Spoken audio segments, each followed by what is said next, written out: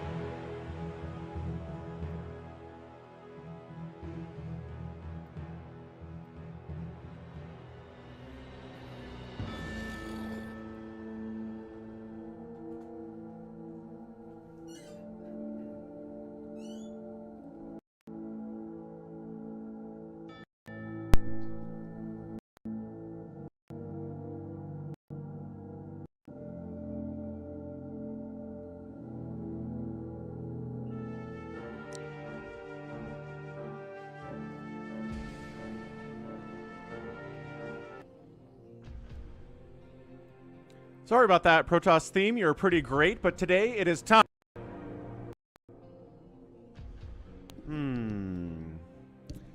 Wiggly microphone cord. Hooray, it's the day of the wiggly microphone cord. It's also time for the Falcon Paladins Unemployed StarCraft stream, day number 96. What is up, everyone? We've got Nibbler, Nim, O, Noom, and IPFF Food over on the Purple Dimension. Now, let's go ahead and see what we're going to cast today for the professional replays section of this cast.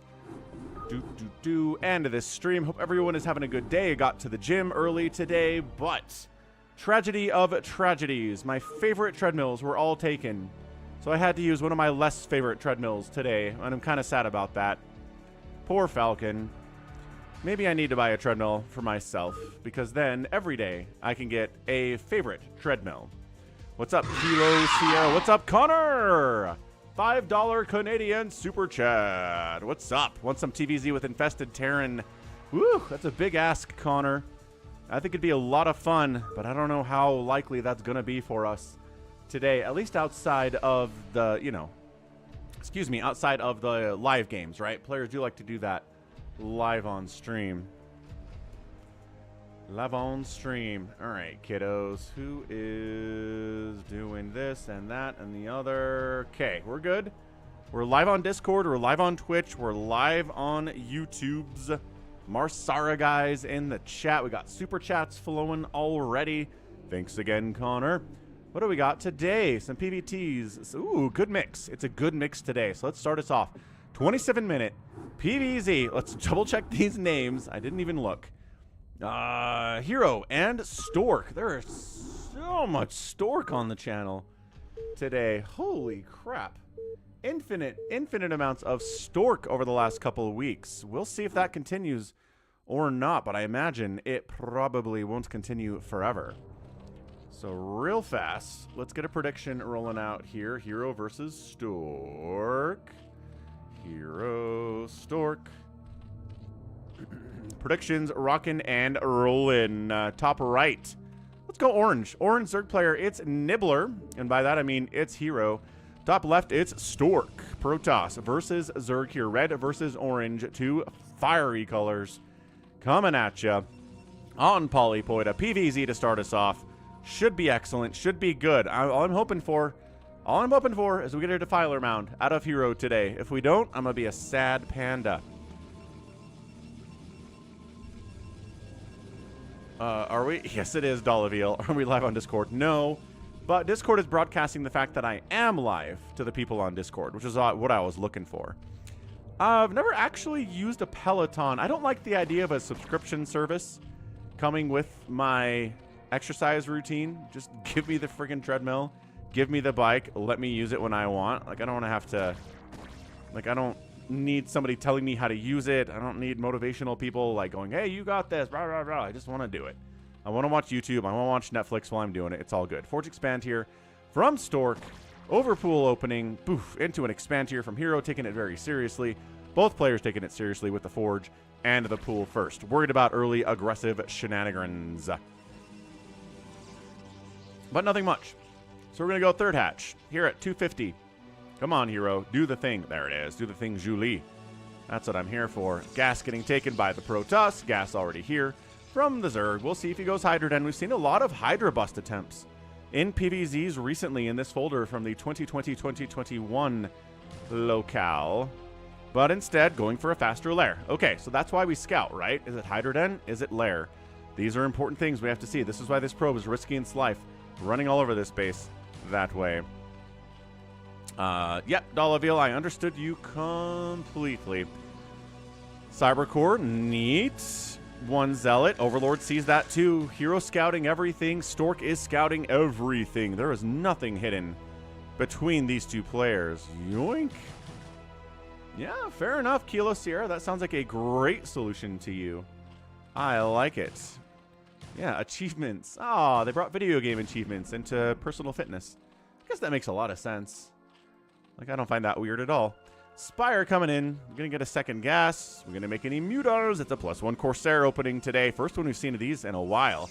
Again, in reaction to the fact that it's a Spire and that it's not a Hydra Den.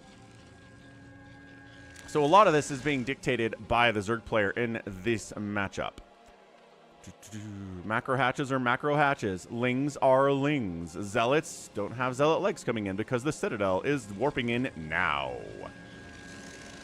So far, it really comes down to how many mutas we make. 0 so far, just Scourge in production.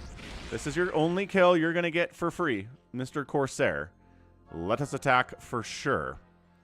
The other kills you're going to get are going to be harried. They're going to be fast. They're going to be difficult to get off because there will be Scourge chasing you everywhere. Still no Sunkens, man. Macro hatches over Sunkens. That's the mantra of Zerg players in this era of StarCraft Brood War, man.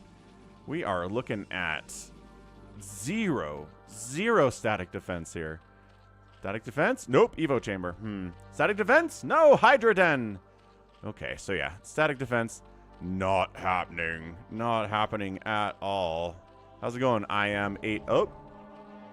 Oh, good. We made some mutas. Wonderful. Not going crazy. Oh, he's going crazy with them. He just fired up 3 more.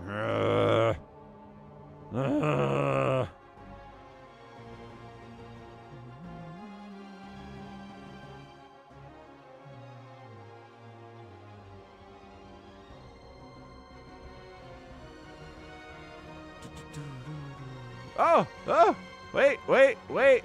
Creep colony. Alert. Creep colony. Alert. I mean, they're not. The band's building. Oh, he's building Sunkens. He's going to win now. That's it. He's got it won. Oh my gosh, that Corsair ball plus. Okay. Slowing it down. Plus the Archon. Scourge. 1 Corsair down. Chasing every Corsair away here. Trying to mute a stack against an Archon. It's not easy. Took some splash damage there, but took the Archon boy and exploded him. No problemo. Mutas chasing Zealots away. Corsairs come back in. Scourge come back in as well. And actually, wow. Okay. Entire Corsair ball wiped out because Stork kind of stopped running there. What was that all about?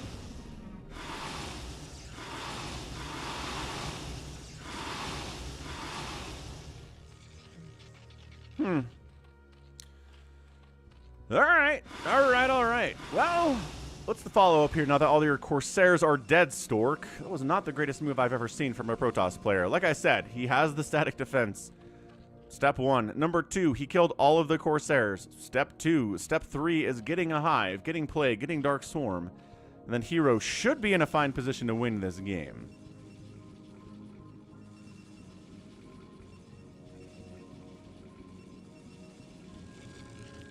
Mutalisks jumping in. Really just got a scouting tour instead of like trying to kill any probes or anything. There are 2 cannons sitting there. Singularity charge getting fired up. 4th base, ye old 4th base coming in. Lurker aspect getting researched. Still no sign of a Queen's Nest. I'm checking all 3 bases for this because sometimes Queen's Nests pop up at weird locations. That's right, I have the GOAT. Step 1 for watching the stream. Tap that like button, follow, subscribe, all that great stuff you can do on these streaming platforms. For the Falcon is Unemployed StarCraft stream, which is, I think, going to be rebranded here after day 100. Gotta mix it up for the peoples a little bit. I don't know. I don't rightly know. Yeah. No, Kilo Sierra, I get that. I have viewers in North America and viewers in Europe, and then people elsewhere too.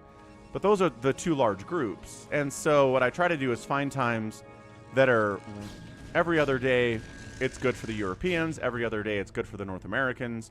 And then we try to make everyone happy. I know everyone can't be here for every stream, but that's what I've basically been trying to do.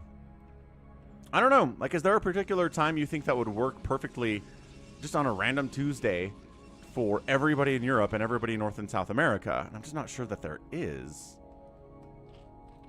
What do you guys think? Oh, yeah, FOSS. What does FOSS stand for, Dollaville? That's right, Brovine. Follow on Twitch. Twitch.tv/FalconPaladin. Ooh, FSS. Falcon Self-Employed StarCraft stream. Oh, you'll have to see, Paul Sanchez. You'll have to see after the day 100 is over. All right. Muta Hydra, 144 supply. Ooh, to 129. Heroes up and feeling in charge. Plus, he's getting a Queen's Nest. Do you have burrow? Am I hearing burrow? I mean, the lurkers are burrowing. I heard burrow. Maybe there wasn't any burrow. Maybe I'm auditorially hallucinating here. Today is day 96, Paul. What's up, 4Phoenix? All the way from Taiwan. See, 4Phoenix is one of those people that is not in Europe and not in the Americas. He is in Taiwan, which is a whole other side of the world from me. But he's here anyway, man. He believes. He believes in the StarCraft. He's a great StarCraft player, too. Good to see him play with us in the live games and just really kick butt, too. Won a free-for-all a couple days ago. That's the biggest accomplishment you can have on the Falcon and Paladin stream, is to win a free-for-all. Great, there's a hive. Okay, so Falcon feels happy about this hive at 13 minutes. It's possibly the earliest hive we've seen from a pro player in a PvZ over the last week or so, in all the stuff I've been casting. But, come on, Stork's okay. He's got 3 bases. He's rolling with a bunch of speed lots. They've got +1/+1. Dragoons have range. High Templar have Storm. High Templar almost have Kadarin Amulet. And maybe setting up for a 4th base at the 12 o'clock here, too. Heroes expanding down the right side. Pulling further ahead economically. Setting up macro hatches. Setting up lurkers. Setting up Sunkens here at this 4th base, too. Falcon official StarCraft stream. All right, that's what FOSS was. Falcon official StarCraft stream. I don't know. I'm going to experiment with some stuff. Thank you for all your suggestions. We'll see what it turns into. That's going to be what? So I don't stream tomorrow. So then it's 7, 8, 9. Oh, Sunday. Is Sunday 100? And then Monday is going to be the next one. I think that's right. Eye of the Goat says Phlos. Falcon limited offer StarCraft stream. Macro hatch, macro hatch. I'm really struggling to find issues with what's going on here with Hero. He's getting adrenal. He's going to fire up a Defiler Mound at some point. I believe in the power. Okay, but maybe do this once you have adrenal. Maybe trying to free up some supply for more Zerglings. He sacked these lings so he could make more lings, I guess.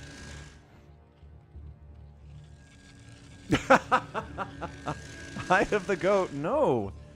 No, that doesn't follow the terms of service on YouTube or Twitch. Goodness. Good gravy. No, stream hours should be dictated by your revenue and individual preference and health. Yeah, I mean, I do that. When I have the kids, especially, the stream times are largely dictated by the kids' schedule. But in the weeks when I don't have the kids, I have a little bit more leeway for this kind of thing. Hey, the cracklings. Now I'm okay with engaging. Of course, these lings are bouncing around behind the Hydras instead of getting up there in front of them. But maybe they'll get there eventually. The whole Protoss army is coming to 12 o'clock to defend this base. I don't think there's enough Zerg to take this thing down. And Hero recognizes that as well. He's like, okay, there's a lot of Protoss on the top of that ramp. High Templar are joining the party as well. But I'm just trying to think. So right now it's what? It's like 6 p.m. in Europe, which is a great time to watch a stream on a Monday, right? 6, 7 p.m. Maybe noon. Maybe noon my time. 2 o'clock Eastern time. See, but that's even 10... That's 10 p.m. in a lot of Europe, isn't it? Yeah, I don't know if it's doable. I don't know if it's doable to find a time that works for both sides of the pond, as the Brits would say.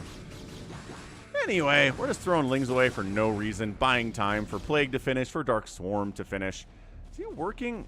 He's got double Defiler. Oh my gosh, the man has double Defiler Mound. He sure does. Okay, he's serious about this. So, Stork losing those early Corsairs hurt him, but not as much maybe as you would think. What's up, CT Wonder? Mini Reapers in the house.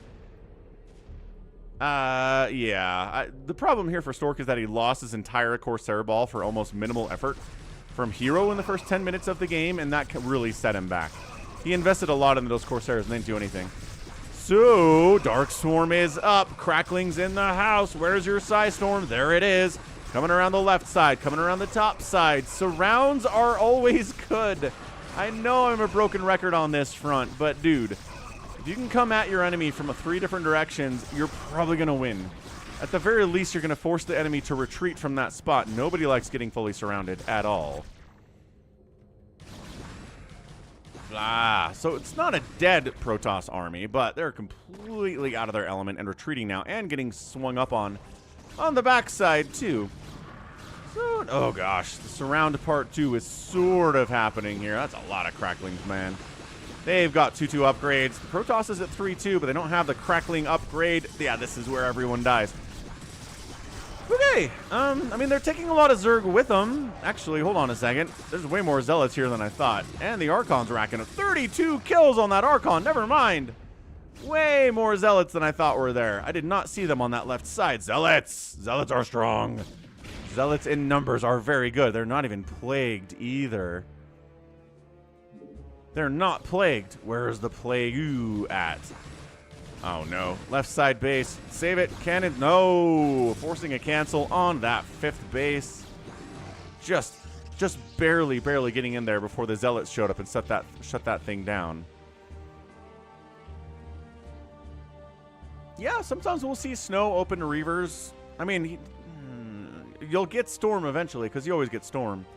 But yeah, we'll see Reaver openings attempted for sure from players like Snow. But not really something that most Protoss do, including Stork here. 187 to 197 supply. Hero continues to be up in overall supply, continues to be up in economy, is developing a bank, as Mini Reaper said.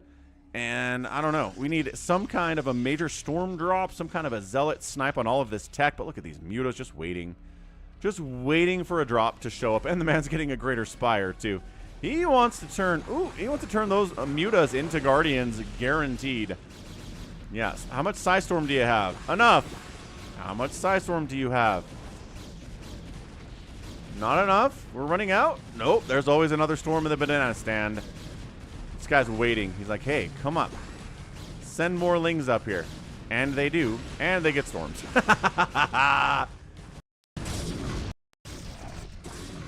Stork. Yeah, Stork holding that Storm beautifully in reserve for when he really needed it. Another attempt to get over here to this left side 9 o'clock base. And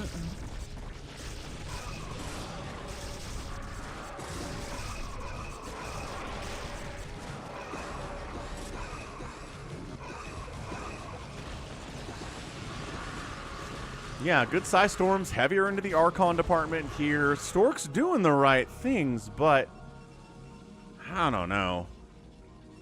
I don't rightly know. A lot of Lurkers, a lot of Lings cruising out here again, making 17 Hiders at the same time is Hero.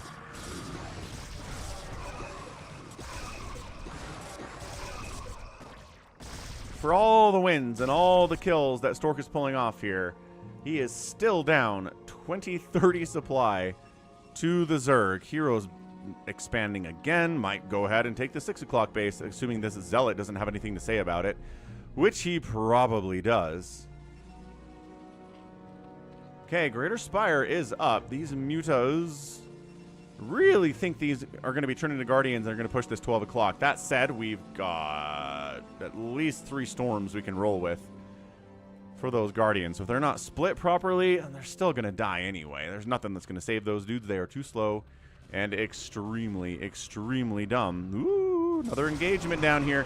No Plague, no Dark Swarm.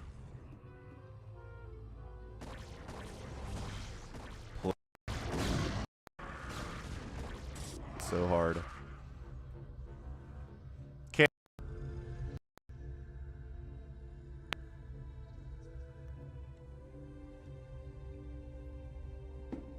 My goodness. So plagues are getting tossed down here. I got to figure out that microphone cord today. Mug emoji is mugging.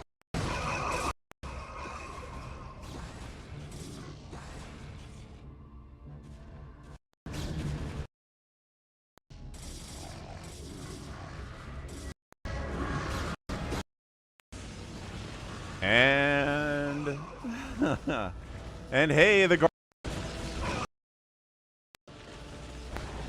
calm down. Beautiful Guardians. There you go. Getting stormed down, split up. Coming from the bottom side, coming from the right side. Another storm.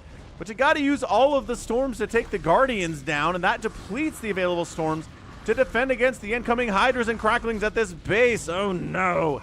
Stork's trying to get up there and save it, but getting flanked from the south side. Here comes Hero. And I think if you just focus down this Nexus here, you can probably take it down before the Protoss fully responds. That said, cannons, pylons, easier targets, probes as well. Yeah, he doesn't even go for the Nexus there. No target firing whatsoever. He saves the Nexus, loses a bunch of workers at 65 to 41 workers. Is there no detection? Okay, detection finally shows up with this army. He even has the speed upgrade, and it wasn't enough. That dude's getting an Ultralisk Cavern. What? Okay, we're chitinous plating, I guess. Seems like a fine idea.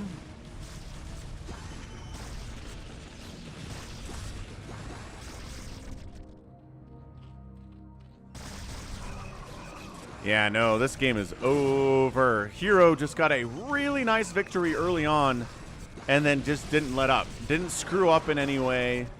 Didn't overcommit. Didn't, slack on his expanding. And this is it. This is a Hero win against Stork. Late game, got that advantage he needed. Pushed it forward, and now we're here at 23 minutes. I'm not sure what Stork can do. I'd love to see some Reavers from him. We talk about that in every PvZ. You have the money for Reavers? Not exactly. About 200 total gas in the bank. And you're down 90 supply against the Zerg. So you try to tech into Reavers, and you pretty much die there too. So not really, I don't know where Stork can go here. Little DT, harass, gets a single drone for a single DT. That's not the kind of trades you're looking for. Good snipe on the obs. Not trying to expand down here because I'm not sure that he actually needs to.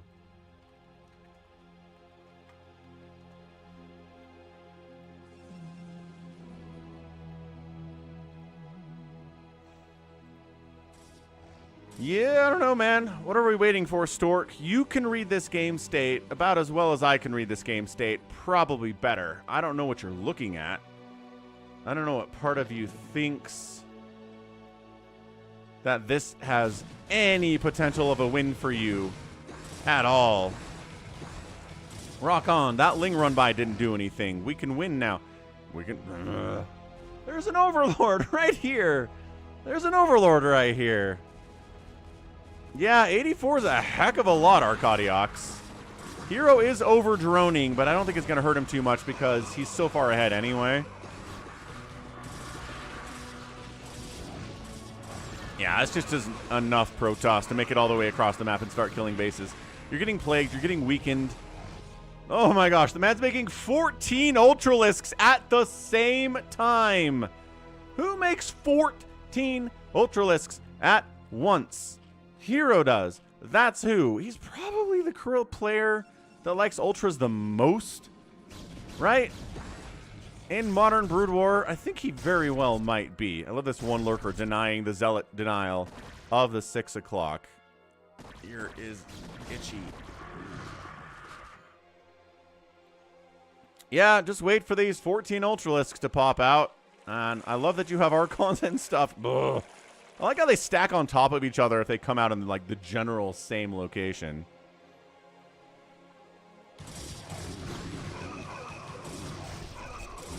See, look, he's all, handful of Lings, couple lurkers. We can do this, Stork says. We can handle all of this. Not even a problem. Actually, no, he's running from the handful of Cracklings and Hydras, so that's not going to go well. Then the Ultras show up, and Stork's like, oh, that's a lot of Ultralisks. Boy, they have 6 armor and everything. Hey, for Phoenix. Upgrading his membership support level here on YouTube to the Ultralisk level. Appropriately so, because, oh boy, we are here, friends. We are dropping Ultralisks on everything. This is where Stork realizes he's outmatched. This is where he realizes there's no hope. And that's the GG. Thank you for Phoenix. So great. Such a great thing to do. Upgrading that membership level. It starts at the Zergling level for $2 a month, $1.99 every month, and goes up from there. So I think it goes Zergling, Hydra, Ultralisk, which is what 4Phoenix is rolling with for the time being. So very good. Thanks again all the way from Taiwan. Outproduced, got outkilled, but that is a 9-2 outproduction ratio here. That is so much Zerg. Stork, that hurts. That hurts a lot. So Hero gets the win. Game 2, Bisu and Sharp on Eclipse. More PvT shenaniganry. A lot of PvT in this folder. But we'll see what other folders have in store for us. Bisu's Bisu. Sharp, finalist. Final 2 finalist at SSL #1 late last year. He's awesome. Top right, it is ye old Protoss player Bisu. Bottom left, ye old Terran player Sharp. What's up, Luca? Yeah, I know. We got a Protoss dominance yesterday. Every game I cast, all 5 of the replays we got through yesterday was a Protoss win. It was amazing. So now we start with a Protoss loss. Maybe today is the day of Protoss losing. I don't know. Could be the day of Protoss losing. But Bisu's going to have to get taken down here by Sharp, which is a tall order for Sharp without a doubt. Without a doubt. Ooh, the Big 12 released their football schedule for 2025. College football shenanigans. Not sure how many people here are watching and are college football fans, but that's me. Gate opening. I'm a little sad that BYU and Utah once again don't play each other on rivalry weekend, which, like, you don't respect the rivalry Big 12 schedule makers. What's your friggin' problem? And because you're back, and because now you can watch the stream, and every member should be the member should be back also. Makes sense for Phoenix. I appreciate it, man.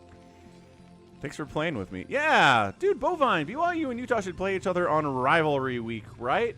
They shouldn't play in October. That's not how things do. Bovine agrees with me on this. He's a Utah fan. He understands how important this is to everyone.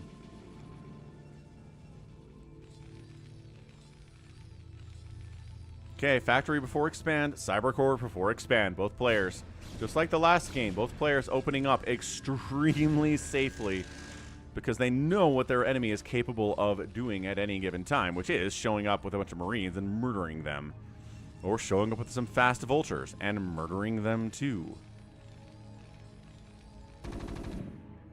Marines. What do we got? Dragoons. What do we got? Spider Mines. What do we got? Good Dragoon Micro. And nice. Every Marine dies. Both these Dragoons are not happy campers. Maybe check for an expand? Maybe?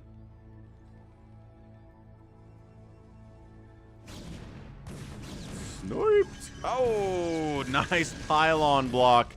Oh, and then blocks him into Spider-Mine. Almost gets revenge. Almost. I say almost gets revenge because that's what happened there. Yeah, SCV, stutter step, block, snipe. Great snipe. Great snipe. Saw the expansion. Did not see the extra 2 gateway, or the fast robo here. It's not really that fast. But, okay, this is DT drops. This is what he was trying to keep hidden.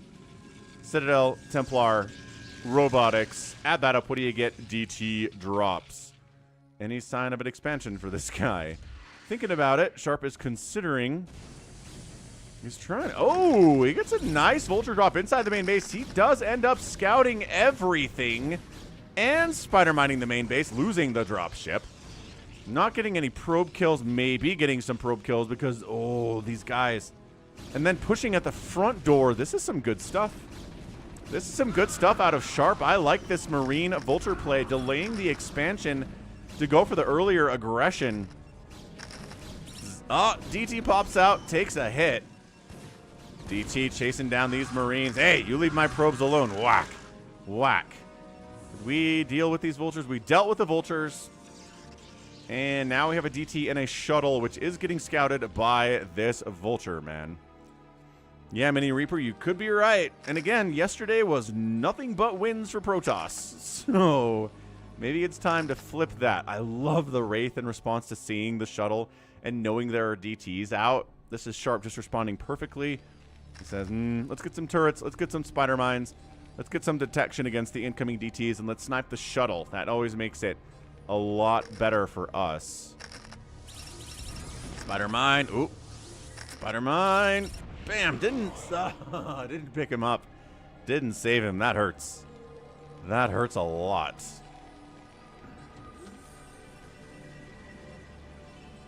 I don't know. Bisu's expansion was a lot faster. He's got a 38 to 27 worker lead. His shuttle's dead. Who saw that coming? Replacement dropship's on the way from Sharp. He's trying to saturate up his natural base, as one does, and Bisu's working on the neutral eggs.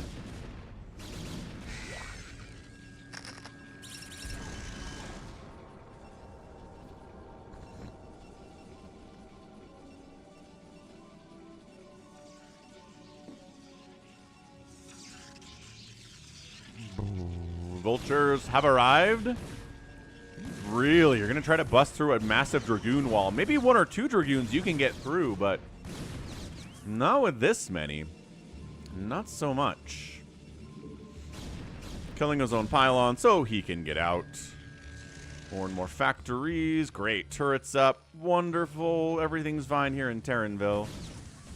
Another Vulture drop. Scouts the Stargate, which is probably Arbiters. But it's Bisu. The man likes his carriers. Could definitely be carriers. I would not. There's the Arbiter Tribunal. Wouldn't be surprised if it was a Fleet Beacon eventually, though. I do wonder how often we get an Arbiter Tribunal opening off of 2 bases and then get carriers at a later point in time. It seems like Protoss are more likely just to kind of stick with Arbiters once they have them and not try to also get some carriers, just because it requires so much gas. So much gas.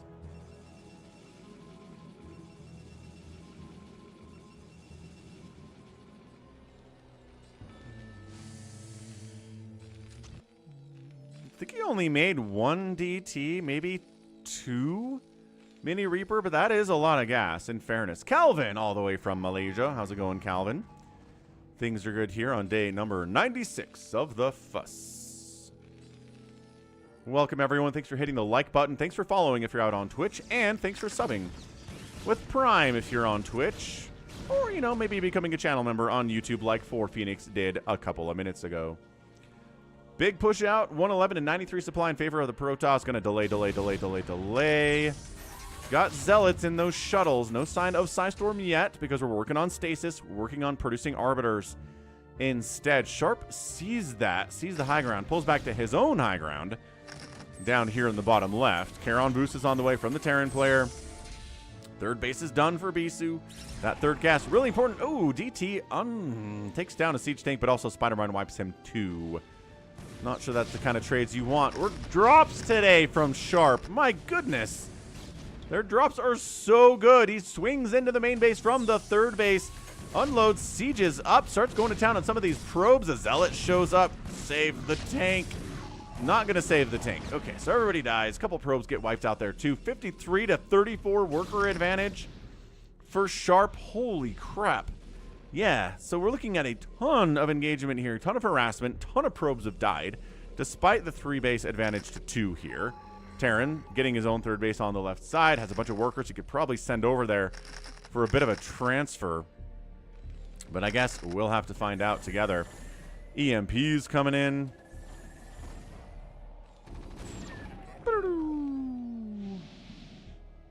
Recall getting researched, and again, you can rebuild your Protoss probe count more with more Nexuses, so Bisu should be okay. This is a recall timing, folks. Recall!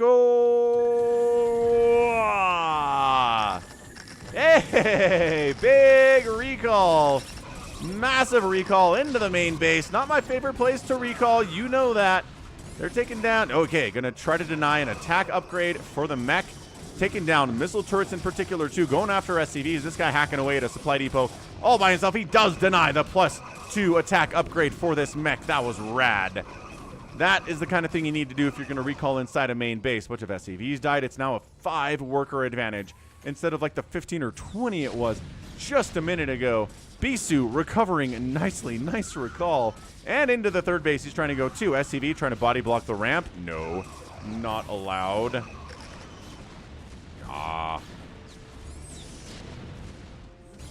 And the third base has to lift off. Continuing to march on in here. That command center dying would be massive.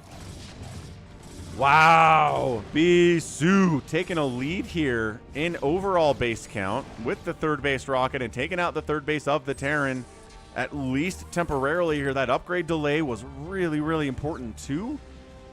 And what a nice swing around. He was in a lot of trouble economically and then does what he needs to do. Even still holding on to this third base like an absolute Chad. But this is Bisu we're talking about. Like, who... I don't know. Like, who on earth came here and said, nah, Bisu's probably dead with this one single disadvantage he's working from. Trying to get a thumbnail up. All right, cool. What else is going on out there? A fourth base from Bisu.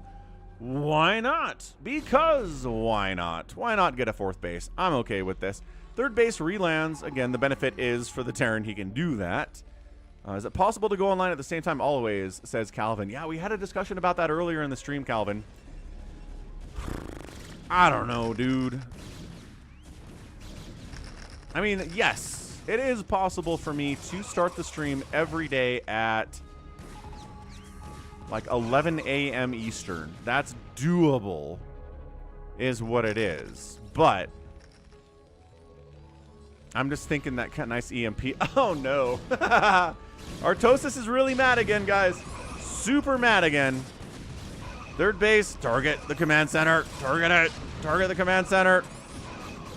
Target it anyway. I know repairs are very possible here. Okay, he's letting it get repaired, though.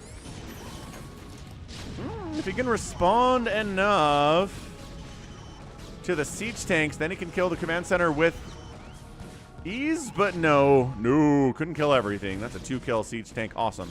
Keeping the pressure on the Terran player, though. That's what we're doing as the fourth base warps in. A couple cannons enough to handle a couple of vultures, especially because they don't have their +2 attack upgrade because Bisu's recall denied it. Man. Love this Dragoon back here. 4 kills, and did the scan wear off? No! Scan's still active. Dragoon gets punched out of the ground. Okay, Bisu up 136 to 124 supply. Got 4 bases rolling. Third base, sort of. Here from Sharp. How's it going, Andrew? Yeah, so I don't know. I'm just trying to think if my European viewers would be pissed off if we always started the stream at, like, 2 p.m. Right at 2 p. or like noon. 2 p.m. Eastern. God, it's tough. It is hard.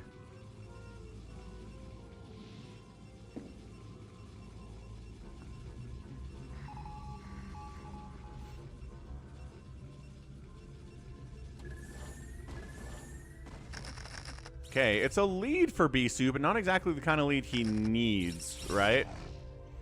He's feeling all right about it. 3-basing Terran is pretty scary, but kept him around 46 workers. This base is rolling quite nicely. Now, the question is, where's your next base as a Protoss here on Eclipse? Do you want to go all the way over here when tanks can set here? I don't know. You want to go all the way down here. It's probably the safer place to expand, but a little bit far away from everything else. Responding to it if it's under attack is a tough thing to pull off sometimes. Sure looks like it's probably going to be a top left expand instead.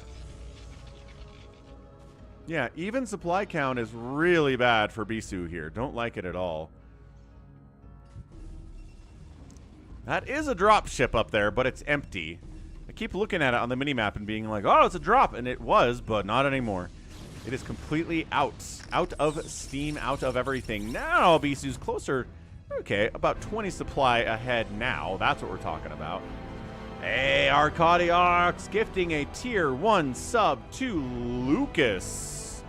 What's up, Arcadiox? Thanks for gifting that sub, man. Long-time legendary supporter of the channel. Arcadiox has supported the channel in every possible way. And now gifting a sub to Lucas, a loyal viewer of the stream. Appreciate it, man. Awesome. Crazy good stuff. On down the left side. Into maybe an attempted expand that doesn't look like an expand yet. Bisu doesn't care. He's here to shut it down regardless.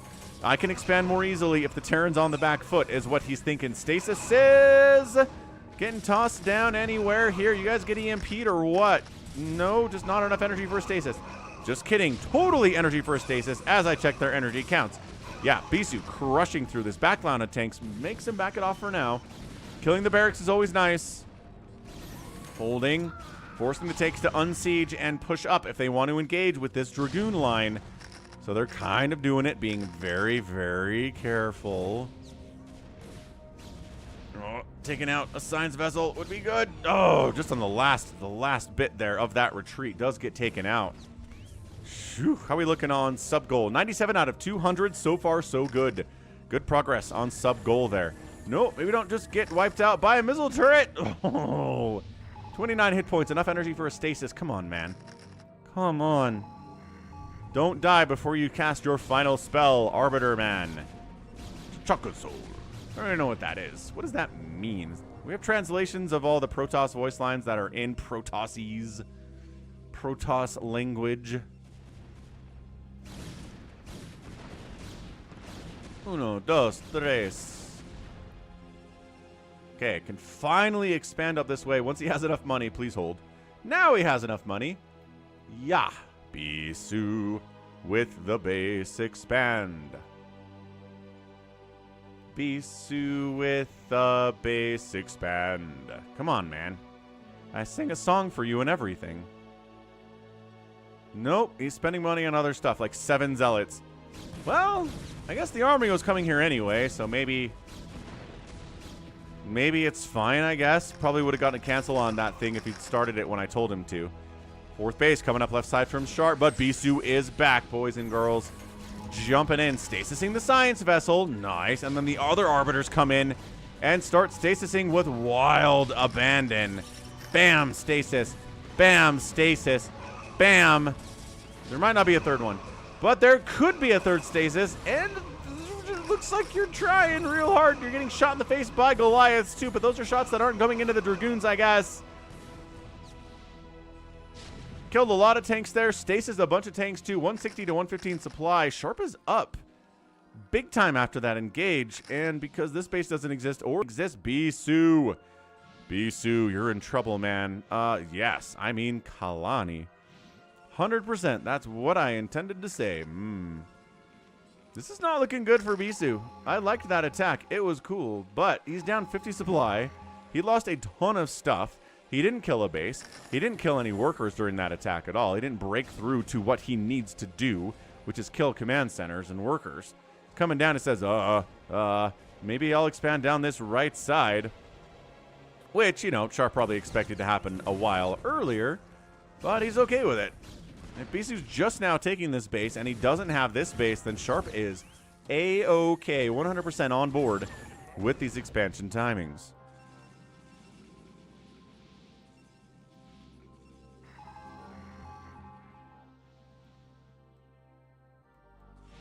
Yeah, look at this. Look at the supply lead that Sharp has. He's got his +2 attack. He's working on +3 way later than he wants to because of that delay. With that armory getting killed during that initial recall inside the main base, that was cool. Yeah, it's been recalls, right? That Arbiter dies. This one gets EMP'd. He hasn't been doing storm drops or zealot bombing because he's been doing recalls for his air stuff. But you're right, he probably has the money to make a couple zealot bombs happen during engagements like these. Don't see why not. Obs gets sniped out. Fantastic.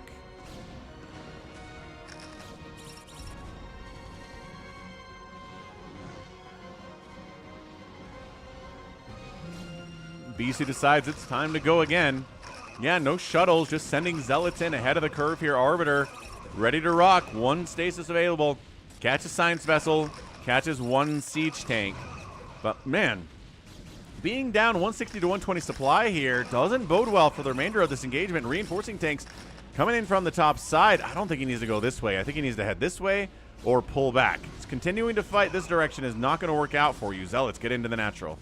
Get into the natural. There it is. Into the nat. Dipping in the lack. Pimping is a fact. 3 women in the back. 2 if they fat.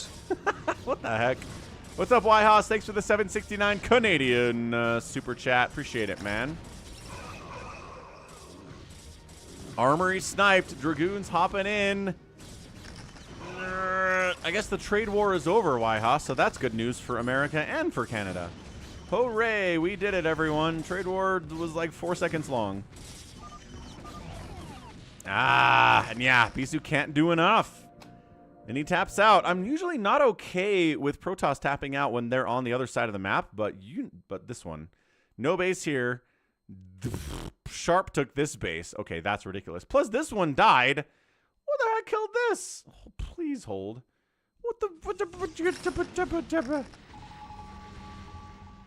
Yeah, bovine. I don't know what the Jazz are doing. Yeah, it was vultures. And I guess they had plus dude. Okay, fair enough. So yeah, while this is happening, Bisu's losing the 12 o'clock to vultures, which means this attack had to win the game in order for it to make any sense. And it certainly did not win the game, and therefore Bisu tapped out. Yeah, I get it. I get it. I get that one.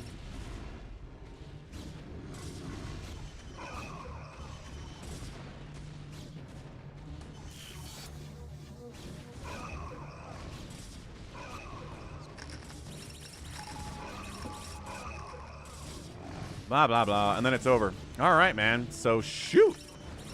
Protoss really having a tough time here.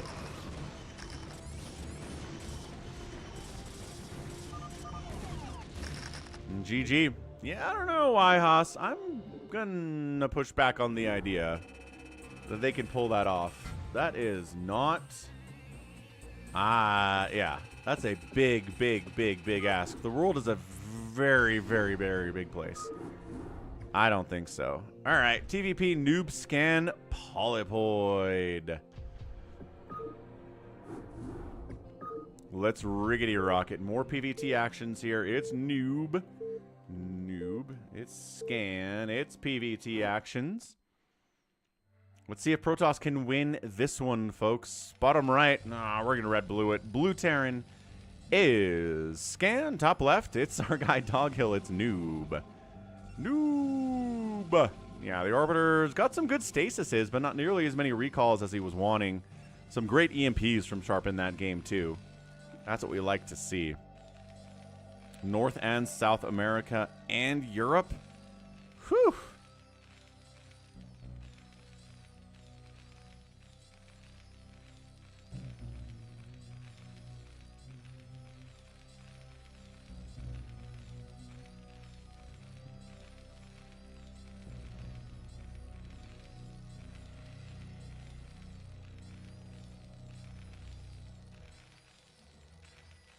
Why don't I get an email from YouTube explaining what channel memberships are?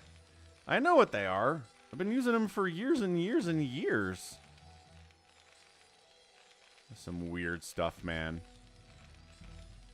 And my phone told me I'm live. Good job, phone. I am, in fact, live. Ah, interesting, Arcadiox. Yeah, trade war's over, I guess. That's nice. I don't know, dude. Rack's expanding here. Gonna get that bunker. Cybercore is gonna work on Singularity Charge momentarily from noob. We'll see if we get carriers, man. Let's mix it up. Like, every single PVT we've had on the channel in the last week has been Arbiters. I guess Bisu had a carrier play once, but I think that was maybe 2 weeks ago now. I don't know what time means anymore.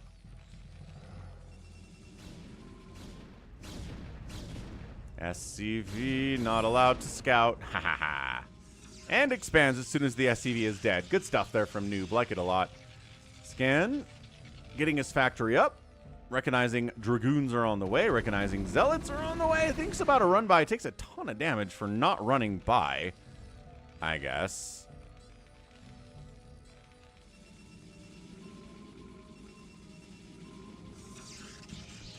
Yeah, we talked about this on Sunday, Wyhoss. There's the Monroe Doctrine that America basically said, all right, Europe, you can have your side of the world. We're going to have our side of the world. We're not going to try to, like, install puppet governments on your side of the world. You don't screw with North America or South America, and we'll call it good. So that seemed to work.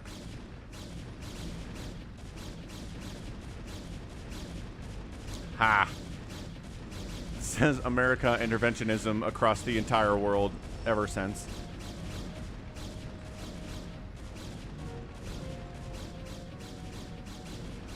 Come on, noob. Make those carriers. Come on, noob. Make those carriers.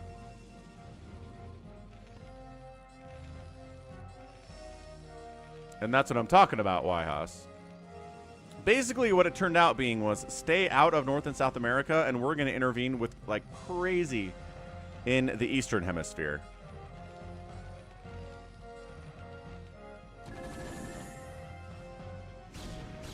Vulture's on the run out. I'm just, okay, well, it's Reavers at least.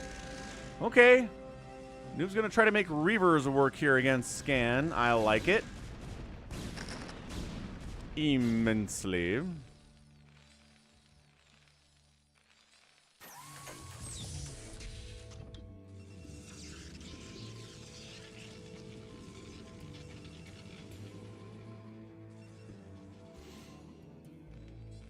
Third base coming in from the Terran. Already done from Noob. Reaver speed coming in. Waiting for the Reaver to finish producing. It takes a minute. Even on ×2 speed, man. Reavers are powerful. And they have long build time. Starport for Wraiths to deal with the Reavers.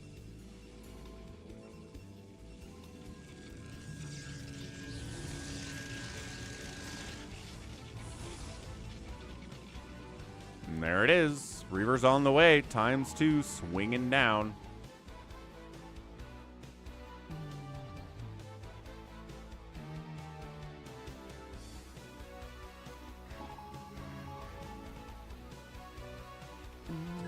That is true. Here we go. Unloading in the natural base. Zealots, yes. Reaver, yes.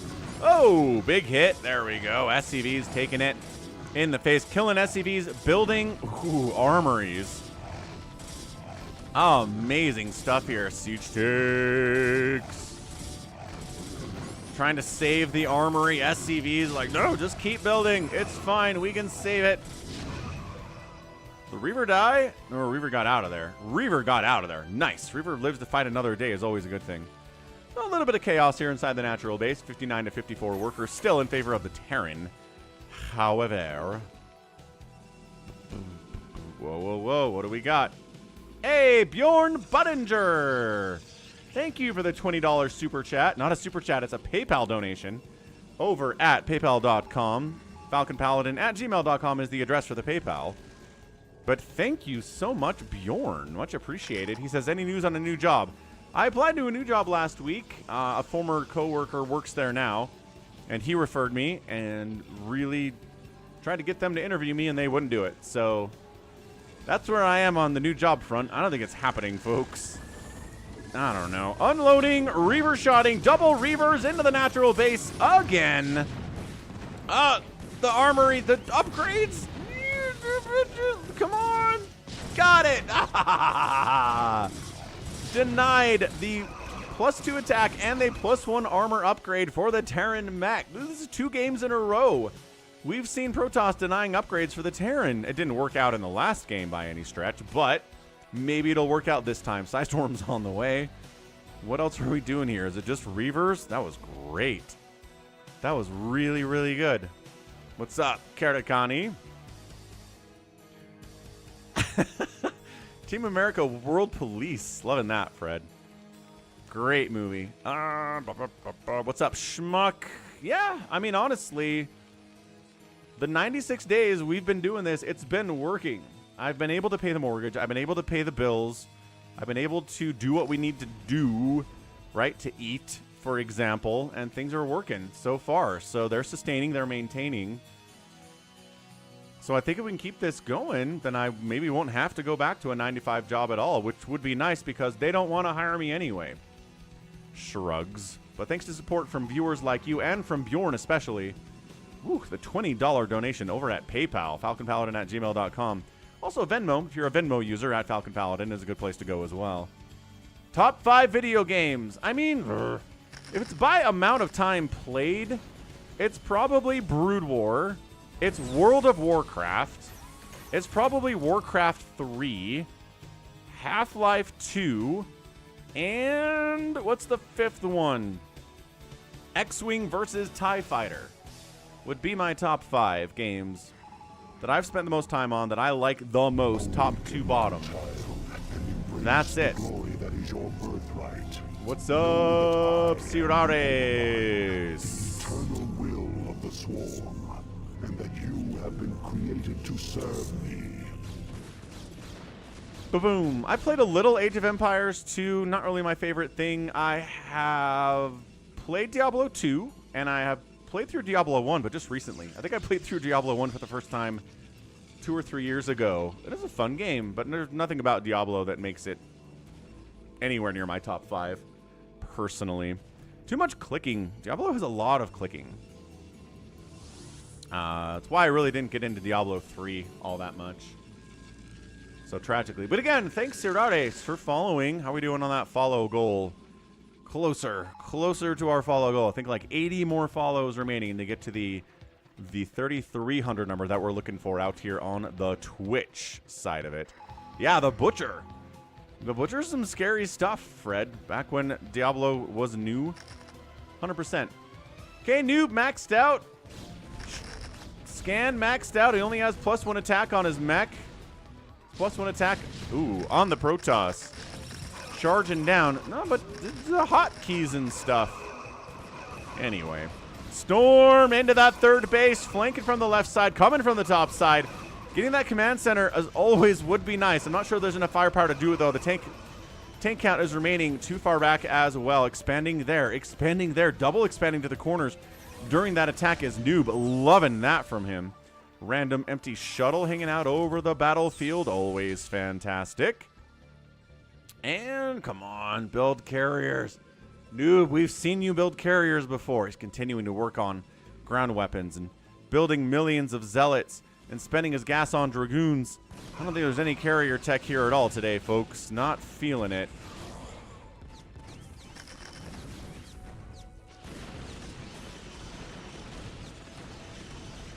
All right, scan is now up. 166 to 120 supply. Engaging into an entrenched Terran position on high ground when they're maxed out and you're maxed out is maybe not the greatest of moves, Noob. Maybe not the best play to make here. Yeah.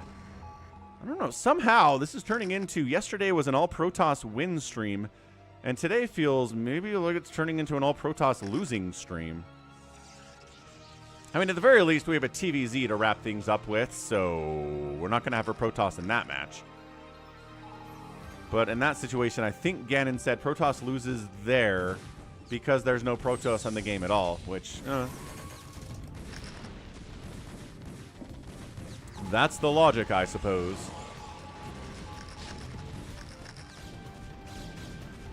EMP is on the way from the Terran. This top right base is going to die, but that's why this base exists. Although we did commit to a few gateways at the top right, which are all going to be massacred. No, Noob. No, Noob. No, Noob. Okay, waiting for reinforcements, and then we go. Fair enough, fair enough. Thinking about it. Yeah, well, here's the thing. I was in college. I didn't have a lot of time for video games all through the mid-2000s. I guess I played a lot of World of Warcraft, and then that was what was taking my time. But no, I like Halo. I like Halo 1, 2, and 3 a lot.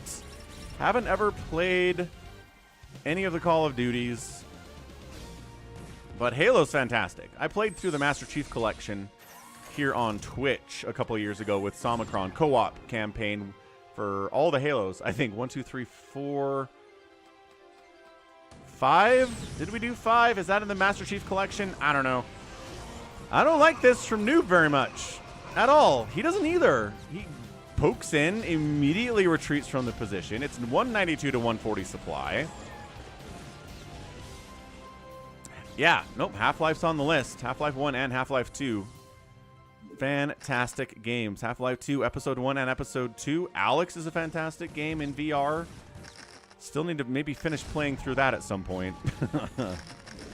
Counterattack. Noob into the 6 o'clock position. Nope, not getting in there either. Dude, Noob is trying. He's really trying to find a way to kill a base or save a base or something. Dude, JT had dial-up till 2009. That is a long time. I think first time I had... actually had a T1 connection in the dorms at college my freshman year in 2001. So that was my first time experiencing like blistering flat fast internet. And it was a good time from then forward. Yeah, Noob's dead. I'm going to ×2 this sucker. This is one of those games where the Protoss can't quite figure out they're dead yet. Dude, come kill this. Yeah, he's like, hold on. Hold on. Let's come kill this. Hey, what's up, Eskia? Happy Tuesday, man. How you doing? Check out Eskia's Twitch channel. I'll link it here in a second. Or click on his name, and then click on follow. It's easy. Yeah, no, this is not. This is not any kind of a Protoss game at all.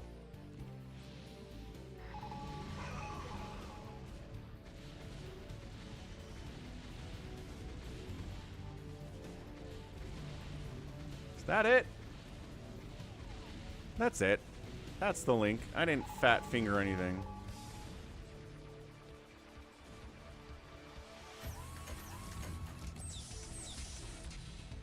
Yeah, check out Eskia. I'd like to point out again that this game is over. It is donezo. He's rebuilding the top right. He's down the left side. Doesn't really matter. He's down 30 supply to the Terran. Yeah, Terran's got 3-2 upgrades. Again, it's another game where the Protoss managed to delay the upgrades on the Terran pretty severely. And the Terran just does not care. It doesn't matter in the long run. Bisu trying to double expand again. Not Bisu. Noob's trying to double expand again. I'm having flashbacks to the last game. You're welcome, Eskia. Hope you're having a fantastic day here. Okay, beautiful size storms. That's a win. Noob wins an engagement. That's what we're talking about. Zealots coming into the right side base. Have I spoken too soon? Did I cast or curse this game and say that there was no way the Protoss could win it? Because he's forcing a liftoff at the 3 o'clock. He's double expanding successfully himself up this right side. And I don't know. What do we got, Scan? 3-2 upgrades, working on that 3-3. Yeah, JT88. Yeah, it was super fast. I downloaded a lot of music and like movie trailers and stuff. I was not doing any porn downloading in my freshman year of college. I think that was directly against the terms of service for the university I was at. So, yeah. But music, yeah, it was so nice to be able to like grab a song, download it in 20 seconds instead of waiting for hours like on dial-up, right?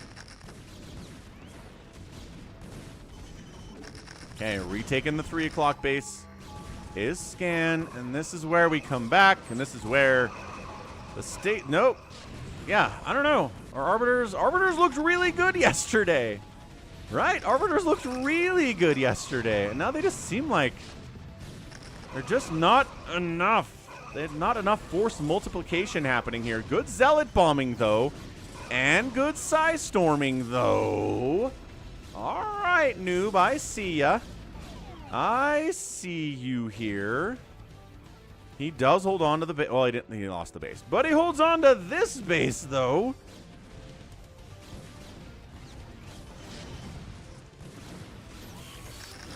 Trying to push down into the 3 o'clock again, but D-Matrix Siege Tank should be able to handle it. More Dragoons coming on in. The Zealot bombs. Okay, that's the difference between the last game and this one.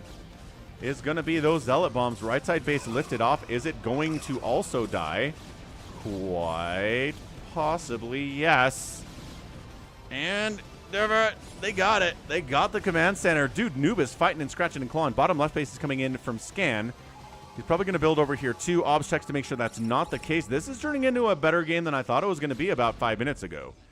I thought that Scan was way too far ahead, but now Noob's got a nice about 25 supply lead. Yeah, Calvin, 33.6, 14.4, right? Then 33.6, then 64? 60 what? What was the 60 dial-up speed? Another base from Scan. So he's like, okay, all right, calm down. I'm ahead. I've got the upgrades. I have +3, working on +3 armor here. Got science vessels for EMPs on these arbiters, which again are the play of the day of the last 2 days. 56K. Thank you, I made up. God, I'm getting sold. Totally forgot it was 56K. Recall bottom left. This is pretty nice too. What's up, Ganon? Today is not your day, Ganon. Yesterday was your day. Today is not your day. A lot of Protoss deaths. Avert your eyes. Protoss might win this one, though. Hold on. He's maxed out against 150 supply Scan. Nice recall bottom left to deny this base temporarily, at least. Kill some SCVs. Get some damage on the command center. And then getting murdered out and forced into a corner.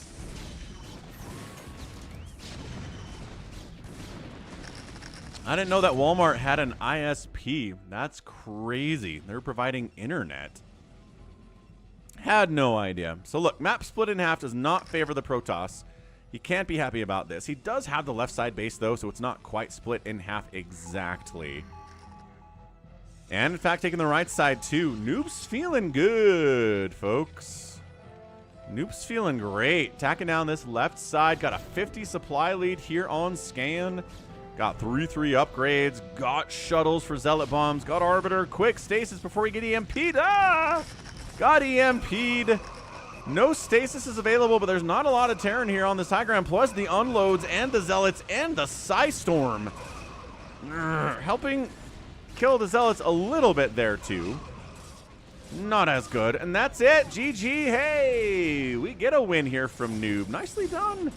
He was in so much trouble for a good minute there. But then he did a fantastic job. Retaking the top right. Retaking this one after it died. Expanding here. Killing this. And expanding to the left side. And then beautiful, beautiful shuttle stuff too. In support of everything else. It's a lot more APM. Right? To do Zealots, Dragoons, and Arbiters. And add shuttles dropping stuff everywhere. But I guess 355 APM is enough to do it. Yeah. Yeah, JT, working graveyard shift at Walmart doesn't sound like a good experience, but in a world where some people don't have a job at all, I guess you take what you can get, huh? Yeah, there's the outspend. Nice! That was cool. That was a great game by Noob. I think Noob is probably the higher ranked player in that situation, but you know, that doesn't guarantee anything. Soma versus Free on Eclipse. PvZ shenaniganry coming at ya. Free. Soma. Free, long-time, legendary Protoss player, man. And then Soma, more of a recent guy, a little bit anyway. We'll purple him up. Top. Microphone is back. Top.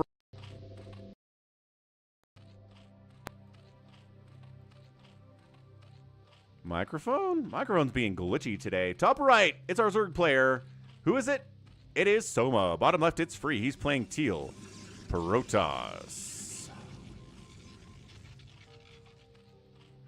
Yeah, I need to figure out what's glitching out on this microphone today. Something is making it wiggle around and loosen up. And then I lose it for a minute, and then it comes back on its own. I don't have to, like, reconnect anything. It just loses connection, and then immediately tries to reconnect, and it does, but it drops microphone for like 4 seconds when that happens. It's very dumb. Forge opening. Hatch first opening. Pool before gas. And there's the expand. I don't need cannons. Why would I need cannons? This guy went hatch first. Is it an old microphone? Sort of. Yes. I think the problem is that I am plugging a million USB things, including the microphone, into a USB hub that's got 8 slots on it, and I think it might be the problem. It might be what's dropping the connection every once in a while. So I should replace it. It's like $10 for a new one. It's not that big of a deal to get a new USB hub. Cybercore coming in. No real surprise there.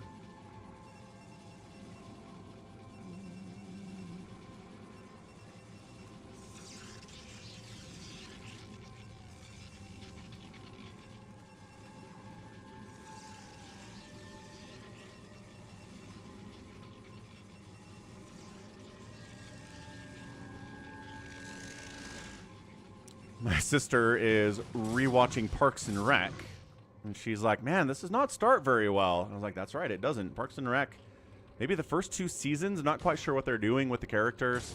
They think Leslie Knope needs to be a Michael Scott clone from The Office, but that's not what her character is. And they figure it out in season 3, and it turns into one of the best shows of all time, but it doesn't start out well. So sometimes you got to give shows time to figure it out. Even if they've got a lot of talent on the writing staff, which they did. Okay, but losing 2 drones, 3 drones? Free, that's the advantage. 3 drones killed here early with Zealot pressure. What's up, Arcanice? Lucas, new channel or Twitch sub. Thanks to the gifted sub from our dude Arcadiox. Lings into the main base, though. Soma got Lings in. Nope, and he scans the Fast Templar archives, too.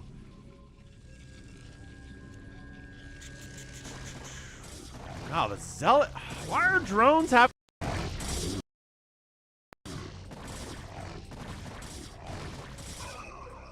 Don't know why drones are having to defend themselves against Zealots so much today. This is not okay.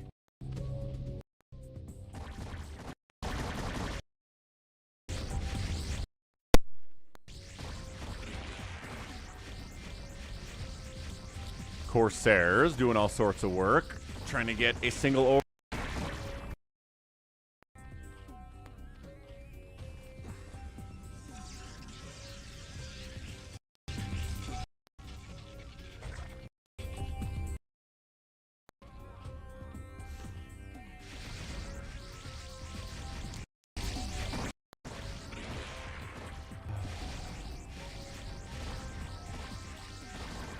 Something's going.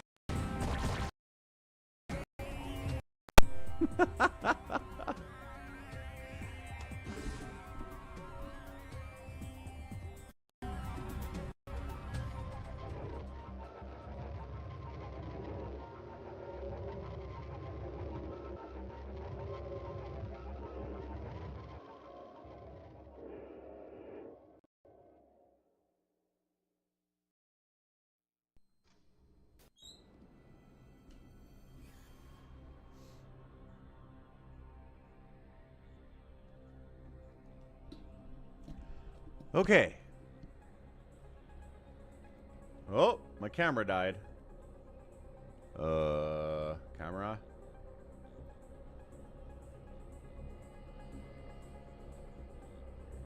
Camera, come back.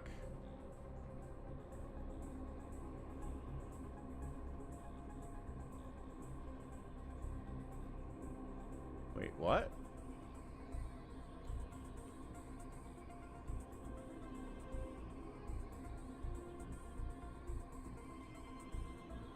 What is this? Camera wigged out. Oh no. Camera, come back. What's up, the schmuck on Twitch? It's my hair. It is. And it's the backside of my hoodie. Hold on a second. Let me delete it and re-add it.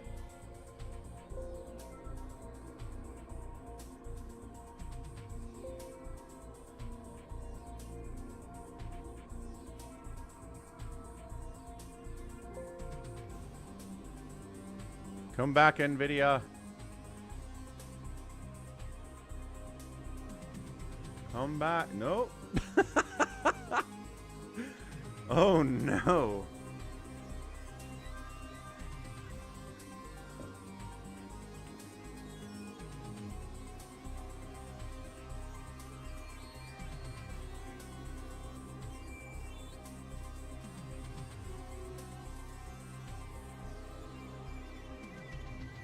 Oh. Oh, we're back. Okay, okay. We fixed it. Hang on. We gotta reverse it, and then we gotta shrink it down. Reversed. Shrunk. It's tiny me. I'm so tiny. Okay, hold on.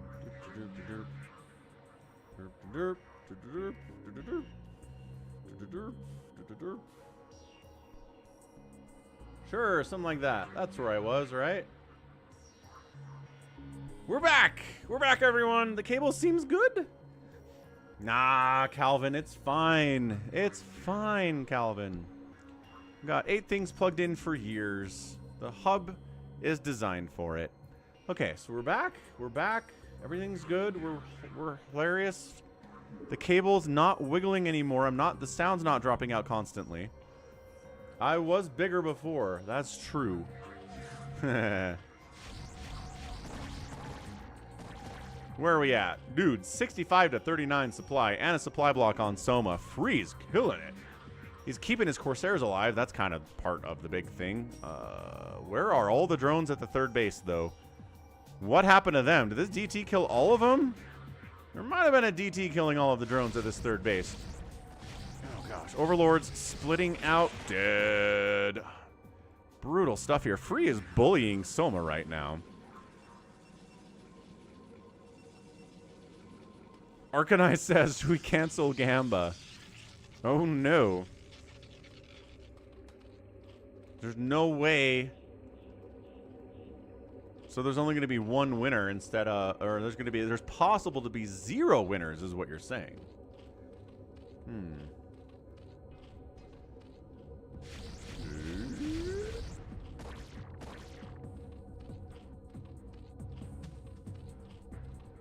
Yeah, I don't really have any standards on how big I'm supposed to be out here, do I? Not even a little bit. Lurker aspects coming in. Corsairs. Staying generally alive, although one just died. Okay, these overlords like, we gotta stay with our babysitters, except for this guy, apparently. Oh, saved him, though. Saved him, though. The harassment's insane. 101 to 76 supply. Free, feeling all right about this.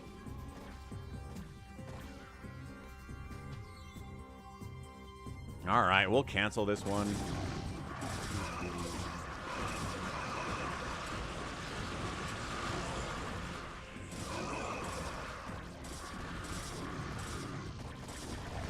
Here, we'll restart it, though.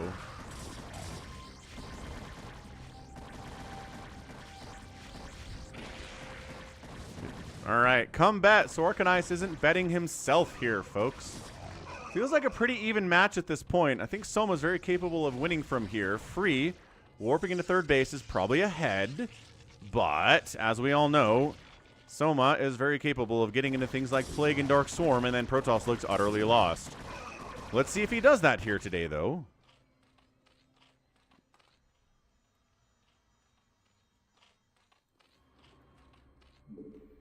×2 it out. Upgrades on our Zealot boys are +1 attack, no other upgrades. Hydras are +1 attack, no other upgrades except for speed and range. Queen's Nest time. Queen's Nest and Evolution Chamber. 4th base coming up the top side here for Soma. Hydra's trying to pump into the 3rd base. They recognize that it's there. That's not good news. Hydra's fallen back again. They need the lurkers, and if they're going to help against these ye old zealots. Detection on the way from the Protoss to deal with the lurkers. And let's see how fast we get a hive started up here with that Queen's Nest. Not as fast as I'd like it to be.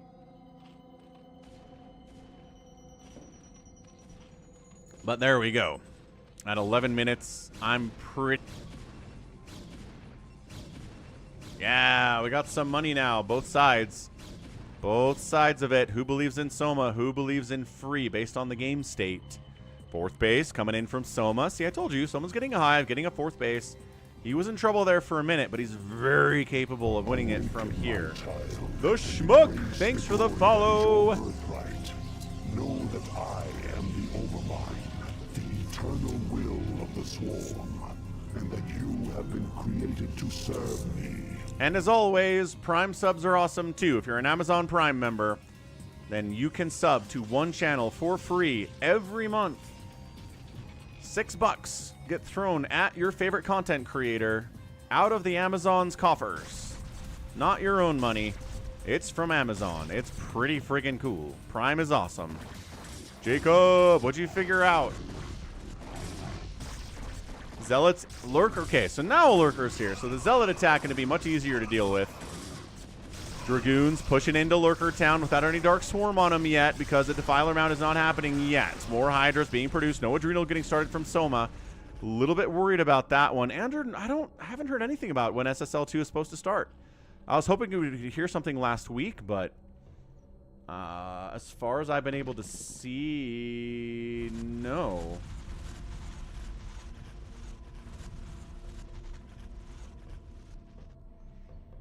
Yeah, no announcement that I've heard of yet, Andrew.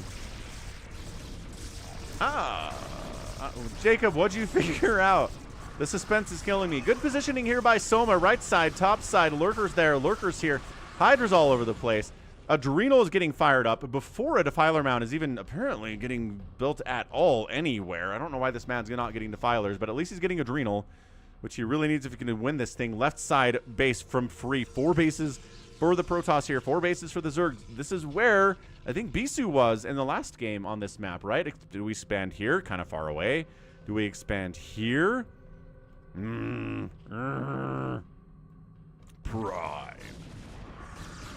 Ah, good old Megatron. Good old Megatron.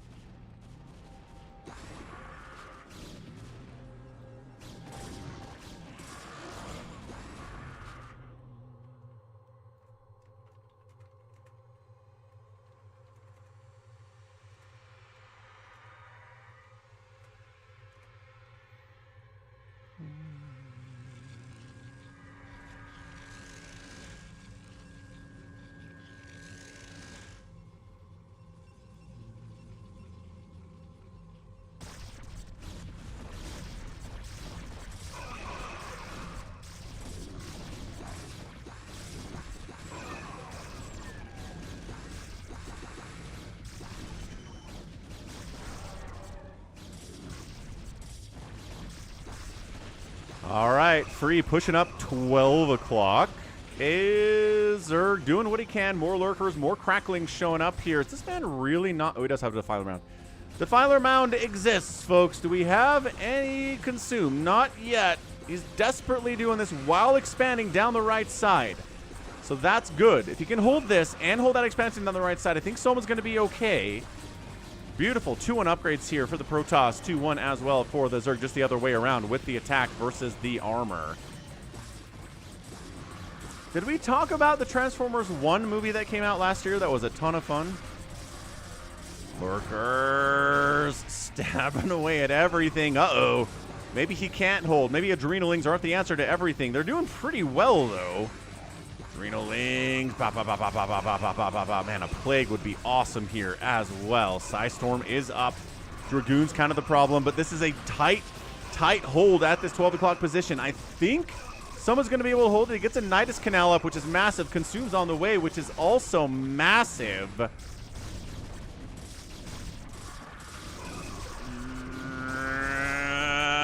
Zealots on top of the Lurkers. Nidus Canal not vomiting any Zerg units whatsoever. Nidus Canal getting targeted, recognizing the threat that it is. Consume is not done yet. We can't chase these Dragoons out yet. This is such an engagement. I don't know if we did Arcanize. I mean, a lot of cartoon crossovers in the 80s for sure. And he does manage to chase him away without any Dark Swarm, without any Plague. Lost the Nidus Canal, which is a problem, but that's much, you know, it's better than losing the hatcheries and all of these drones.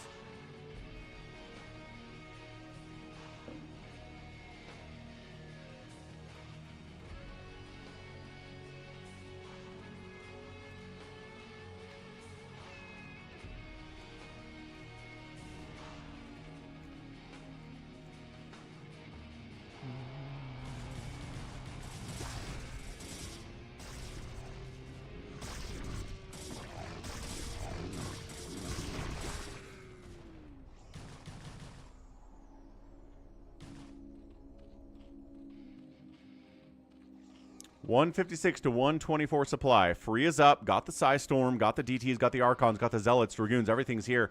Busting up this ramp's going to be tough. A Nidus Canal to reinforce the space would be big, because there are no Defilers in this position whatsoever. Ling Hydra trying to bust into one of these bases without any dark. There's a Dark Swarm. So it might be a base trade here. Trading this bottom right base.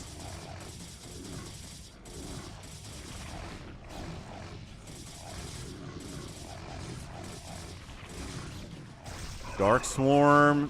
Cannon's not being Dark Swarmed entirely. Hydra's not being Dark Swarmed entirely, but that's a lot of lurkers. That Nexus is in trouble, so we are going to base trade out. So we trade this, and we trade this, which brings the Protoss back down to 3 bases and keeps the Zerg on 4, evening the situation.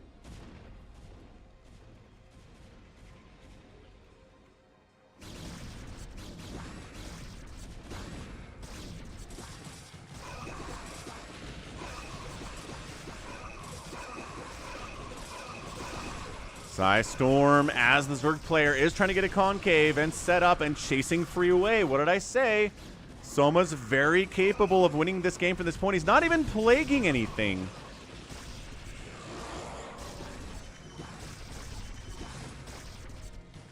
Not even plaguing anything. Not even Dark Swarming, except over here, which helped kill that base. But, I mean, yeah, took a base for it as well. Looks like Free wants to take this bottom right one for himself.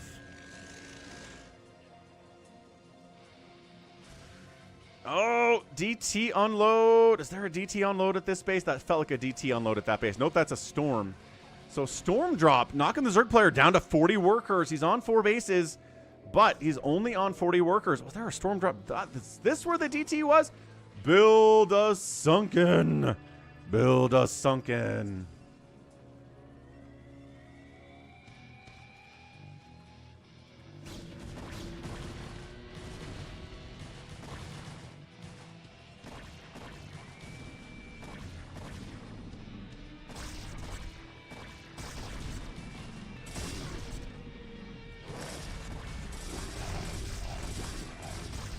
Okay, there's the Plague.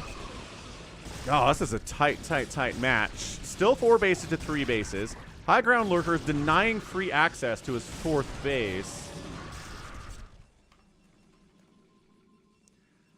Yeah, Protoss not happy. Mined out of the natural, still mining the 3rd, but oversaturated like crazy. Zerg player still mining here, and still mining here, and still mining from his main a little bit, which again is the nature of Zerg and their undersaturations. Right? 149 to 119 supply. We're pretty even at this stage, I think. Protoss is up a little bit, but not enough where he's feeling okay, especially about the future of his mineral and gas income here. Probes getting sniped out, further shrinking the gap in economy between the two players. Massive Plague-oo again. See, now this is where Zealots were holding their own against Cracklings earlier. Now they're plagued. Now they don't want to at all. You'll notice the direction that we're moving here as Free is away. So much Storm, though. So much Storm, though. And Defiler getting sniped out, too. That's big. Getting it away after the cast is better. This is tight. This is a tight little PvZ here. Neither player even close to maxed out here at 21 minutes. Been too much engagement for that. Still hasn't found the time to expand over this way. Free has. Yeah, I think he just wants to take this left side base first if he can.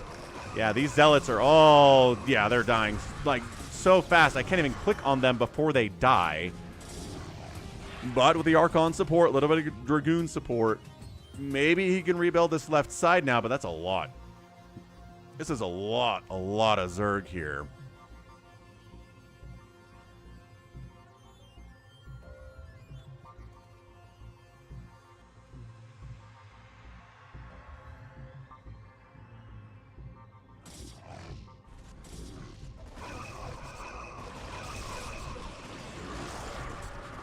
Everybody's plagued, everyone's injured here, but Free is interested in pushing through and not covering this area at all. Zerg player expanding down the right side. I don't know why Free's trying to come up this way. I don't think that's the right move. I think establishing this left side base first and then making some kind of a counterattack is the better move, but that is not what he was prioritizing at all. Instead, he kind of moves out into the middle where he can't threaten anything. He's not protecting anything either.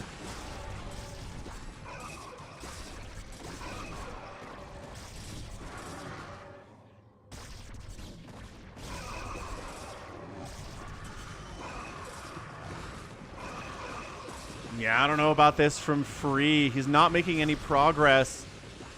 It's really good. Micro, the plagues are coming in so heavy. That Archon's not happening. That's a GG. Soma, man, he was in trouble earlier in this game. Down to something like 30-something workers. Not happy about that. He only has 40 now, to be fair, but wow. GG. Soma comes back from the dead. It is kind of a bad time for Protoss today, isn't it? They won the last game, but not this guy at all. And yeah, once the plagues came out, not really as many Dark Swarms. I think Free had more of a plague composition than a Dark Swarm comp, obviously. Yeah, this base dies, this base dies, but because of the residual income at the natural base and the main base that Soma's pulling from, and the Protoss doesn't have anything like that, that is a win for the Zerg. So, GG.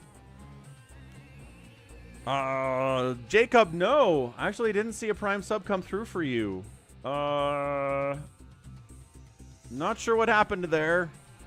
I don't have it on my mini feed. I don't see it on my Twitch stream manager either. I don't know if it worked. Well, he's using the emojis. He's showing as a subscriber. I guess it worked. That's weird, man. I don't know why that didn't come through. Sometimes these alerts are a little bit titchy. We know that, don't we? Okay, let's do one final pro replay of the day. It's going to be Shine versus Scan here on Ascension. Let's go Scan. Let's go Shine.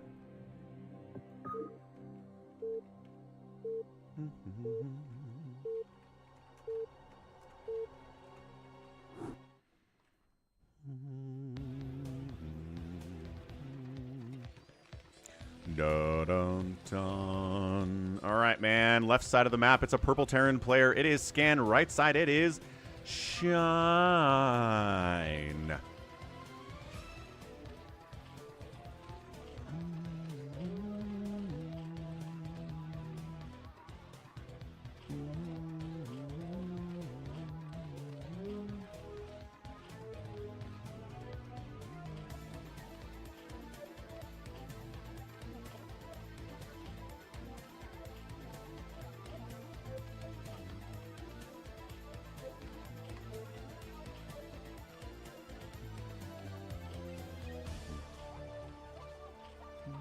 $2K going on in Scan.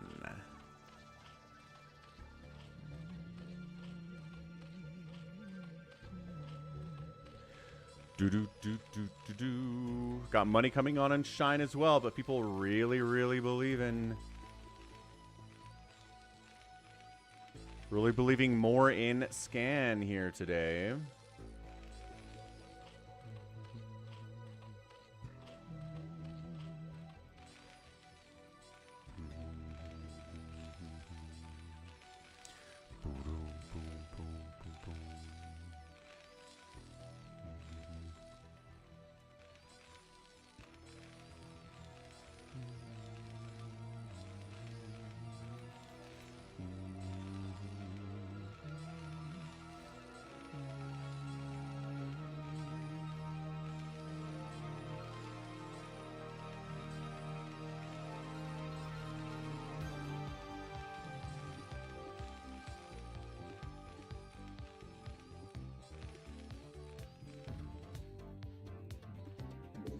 All right, kiddos. What do we got here? Hatch first in Q. We got a Rax falling off against early Lings. That's not happening.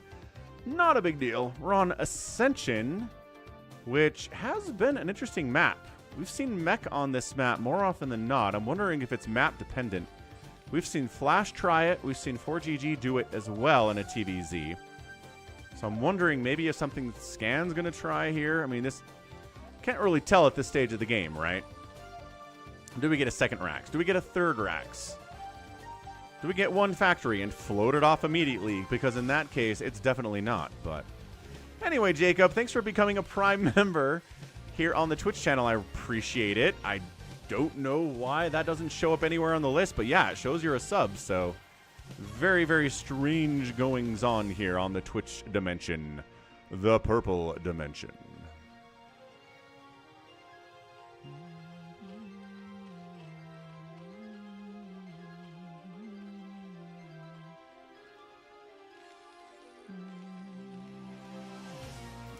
We're getting stim.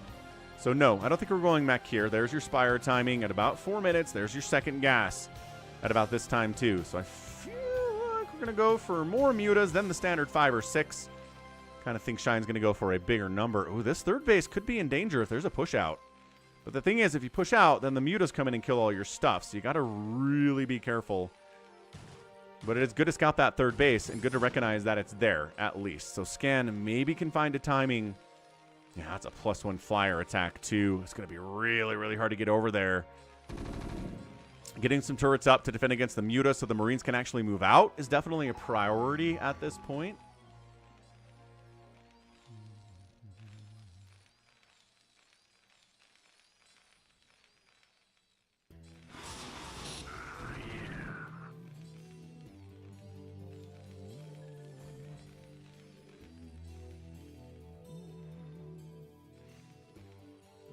Okay, Muta Harass has begun. We'll see. 31 SCVs. Well, there were 32 at the start. We're under 30 now.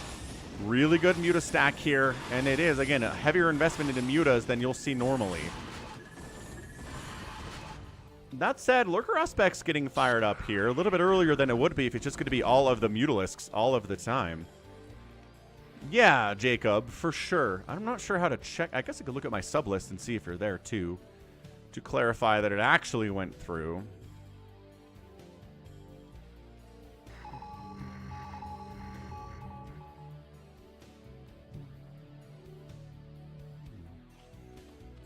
Third gas coming in at the top side. Any sign of a crazy fast Queen's Nest? Not so much. We got to defend the third base. Going to send up some Hydras to turn into Lurkers and defend that third base against incoming attack. So Scan doesn't seem all that interested in pushing out. He's going to defend. He does have a starport, which to me indicates probably drops at this point. Scans this natural base, takes a look at what it has, sees the Queen's Nest timing. Excellent, excellent scan there. So it is going to be Plague. It is going to be Dark Swarm. We'll see. We'll see how Scan tries to deal with this. If you try to attack before that comes up, because that would be awesome. If you can bust in here before a Defiler Mound even happens, before the Hive even, maybe. We've seen games where that happens. Ling's trying to get in here. Absolutely no value whatsoever. Mutas, on the other hand, more value available as their +1 attack just finished. Yeah, there it is. What's up, Alex? How's it going, Mr. Velasquez? Full 11 Muta stack, ready to jump in as the Hive comes up back home. 35 SCVs. And here's the push out. I've only played Commandos before. I have not played Commandos before. What kind of game is it?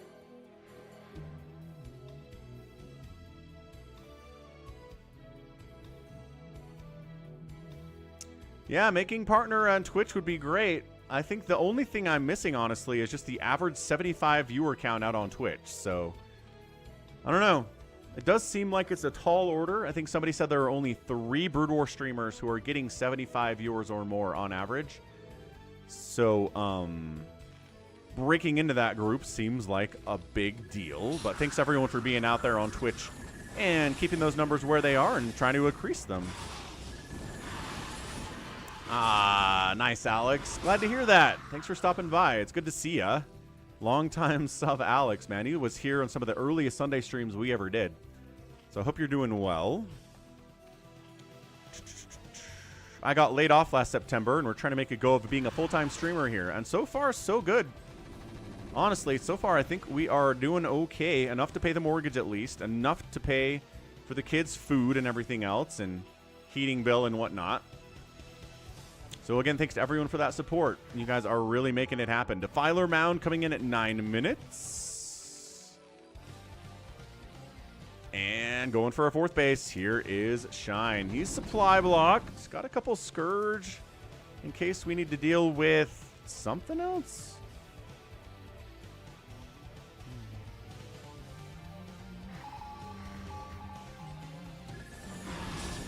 What?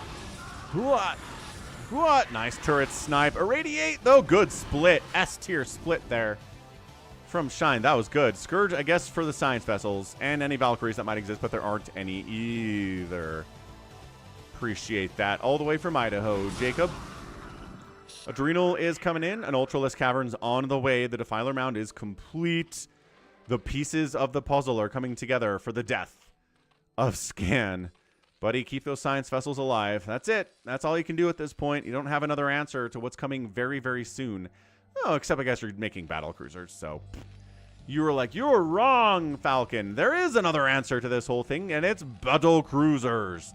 They can shoot Ultralisks real good.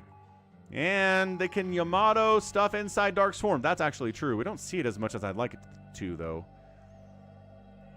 Let's see how the BCs do. Macro hatch, macro hatch. Sunken, and the fourth base is finishing. Oh, I feel like it should be closer to finished by now.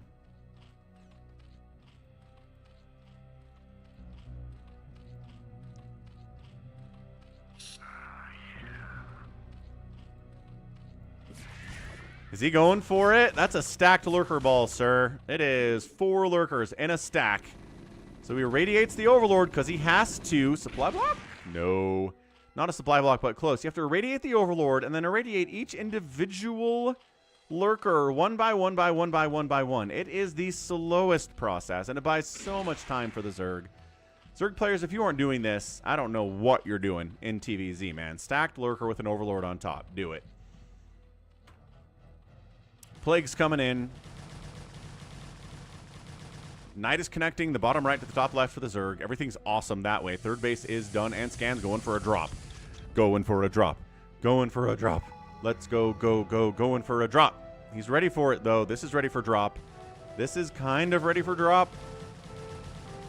He's ready for a drop, is what I'm saying. I don't know if this is going to work. Maybe the battle cruisers can go through and clear open an area for a drop, because right now I don't think there is one.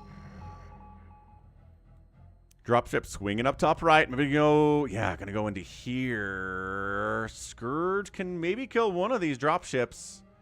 Oh, Overlord sees it, though. Overlord sees this, and they're like, okay, pull back. No, no. He irradiated. Ooh, he irradiated 2 of them. Okay. Hey, got 2 at the same time somehow. I guess maybe there was a little bit of peeking out at the edge there.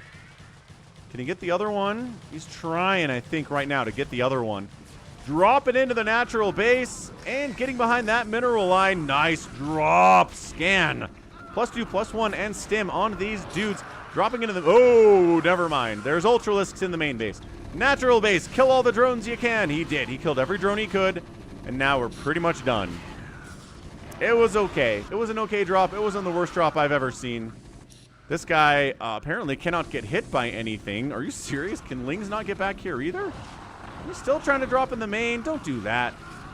Yeah, that's a terrible, terrible idea. Can we send a Ling to get this dude, please? He's really causing some problems here.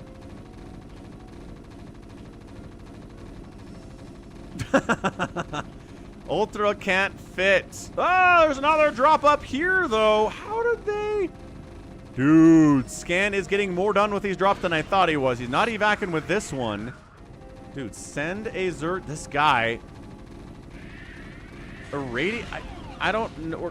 We're irradiating the Ultra inside the drone line. Drones are dying like crazy. Ultras are hurting other Ultralisks. Send a Ling to kill this dude, please. Oh my gosh, he only had 2 kills some magical way. I don't know. He was back there for 5 minutes. And he didn't get more than 2 kills? That's kind of insane. 140 to 112 supply. Worker count is 44 for the Zerg player. Thanks to the drop up here. And thanks for the drop down this way. And the irradiates at the same time. This is nuts. Looks like, again, most of the money is going on Scan here. He's feeling good. Yeah, Ultra Spin is a good emoji to use. In this situation, where are the battle cruisers? Are they alone? Are they being used in conjunction with drops? Are they being used to clear open areas for other attacks? Maybe. Yes. I don't know. Where are these guys? Do we not have any at this point? I guess maybe these are the first ones, or some other BCs already died elsewhere when I was so focused on the natural. He is getting Yamato, which I'm happy about.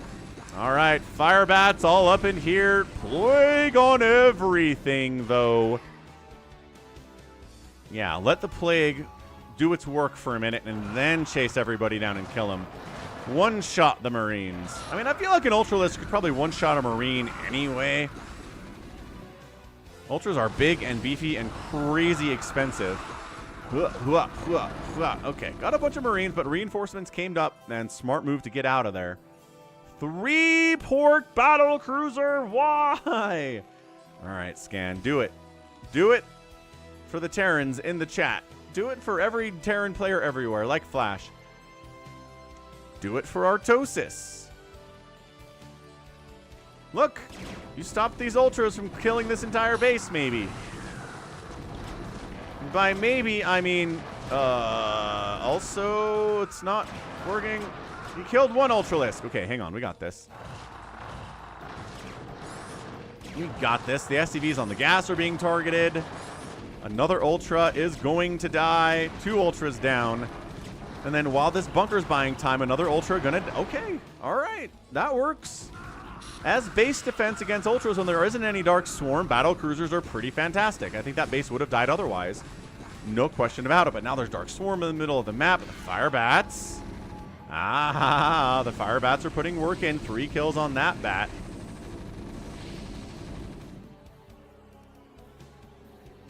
$182 to $143 supply, 3 base Terran, 4 basing Zerg, 5th base is done on the right side at about the 3 o'clock spot.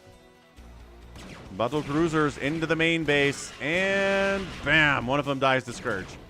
All right, maybe kill something. I don't know. I guess technically you're killing Scourge when Scourge kill you. Macro hatch is not that important in the grand scheme of things. Another engagement up the top side. Still a massive advantage here from Scan overall. Oh, the battle cruisers. They got plagued. This is where it gets tough for the BCs to be cost efficient, is when they get plagued. Ah, that was a waste of Scourge, though. Yamatoing an Ultralisk. Good use of Yamato. These guys are very low on hit points.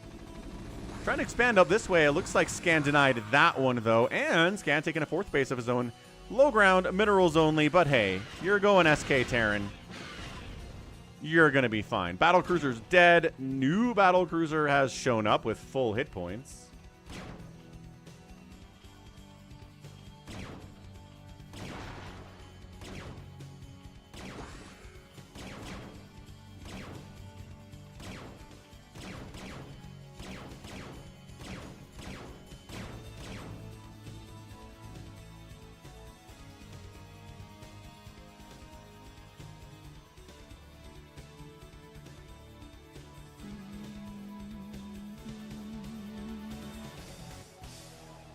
There's a new trailer for Commando's Origin, says Calvin. All right, sounds good, Calvin. Glad to hear it. Happy for you. Come on. Okay, another drop attempting into the main base here. They did clear out, well, there are now spores that weren't there before because of the battle cruisers, but that doesn't matter for this landing zone at all. Scan. Coming up the left side. Where's my Dark Swarm at? I don't think you have to run from this. The Fire Bats are good enough. Yeah, no, this is a win. Scan wins it and drops inside the main base. Kills a melee attack upgrade. +2 is denied. Ling's rolling in without any support. Guys. There's the Dark Swarm and the Plague. So this is going to get cleaned up, but denying that upgrade was awesome. Crushing those Ultras was good. Coming up here and killing this space would be nice too, but I don't think he knows that it's there. It's going to make some potatoes. Heck yes. Potatoes, superfood. Kills the gas at the natural. Nice. These Ultras can't come back here but one at a time, and some of them can't get back here at all. Yeah, these 2 Marines. Woo! 5 kills. 0 kills. Kill an Ultralisk as he's trying to jump on your face. Lings, get in there and shut this down. Another drop into the third base.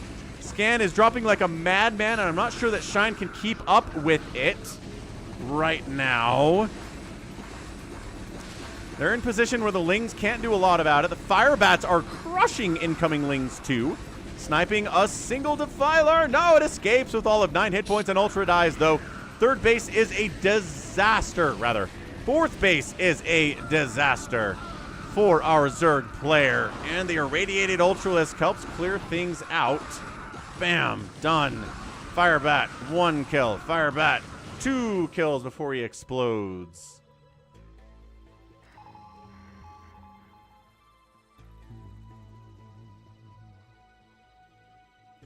Yeah, I think this is a win for Scan. Looking fancy, dude. Uh-oh, Little Dark Swarm Ling Ultra attack down towards the third base, though. Yeah, this is absolutely unbreakable stuff for the Zerg. And forcing a liftoff from the command center would be a good deal. Love these guys in the bunker. Please, no. Please, nah. The Doncic trade would be insane enough if it was the first time this had happened. But in 2008, Pau Gasol, NBA All-Star power forward, got traded to the Lakers, and nobody knew what was happening until it was announced. No other team was consulted. No other team was allowed to give a counteroffer. He went to the Lakers for a bunch of garbage, including some draft picks and maybe like a young rookie Marc Gasol that nobody knew how good he was going to be. And the Lakers won 2 championships because of it. So the Lakers are consistently making deals with other teams and not allowing this to be public. It's garbage. I hate the Lakers so much. They cheat.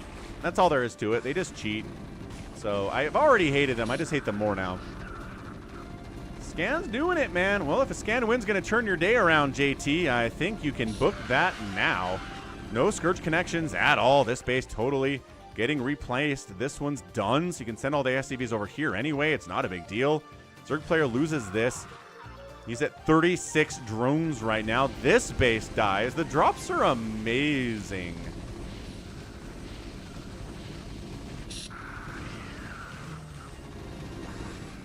This game came out in 1998, Jacob.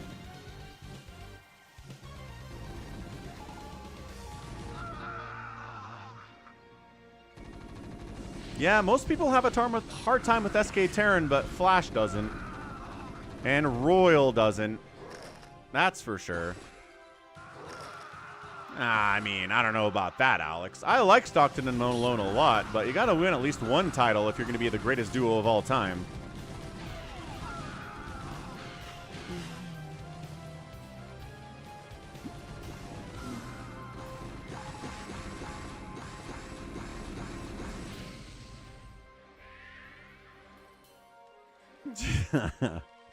No, you can't say the trade was fair because Marc Gasol turned into a good player. It wasn't. At the time, nobody knew how good Marc was going to be. He was fat. He wasn't good. He was just drafted because he was Pau Gasol's little brother. He exceeded everybody's expectations wildly after he got drafted. It was not an even trade. And again, the concept is they didn't shop the trade around. Memphis did not ask other teams what they would offer for Pau Gasol, and the other 28 GMs in the NBA were pissed off about it. Just like this Luka trade. History repeats itself. The Lakers are shady and underhanded and garbage, and I hate them. The Matrix Marines putting the final touches on this game. Scans up 170 to 80 supply. Dark Swarm and Plague are good, but not good enough all the time. Hey, look, it's a puke cloud. Where's Mini Reaper to say how overpowered this is? Look how overpowered this is. Look how it immediately results in a win for Shine in this game because it's overpowered. Nope, not so much. Yeah, D-Matrix Firebats all in this mess. Oh, he just walks through the cloud. No respect for the cloud, man. None. Look at these guys.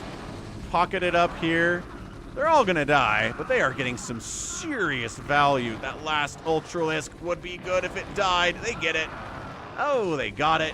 160 to 70 supply. Zerg player in shambles right now. Yeah, maybe if they traded for Reeves or Connect, It would have been good, but the fun thing is, Shams makes the tweet report, right? He tweets it out, and everyone's like, nah, Sham got hacked. That trade, number one, is impossible.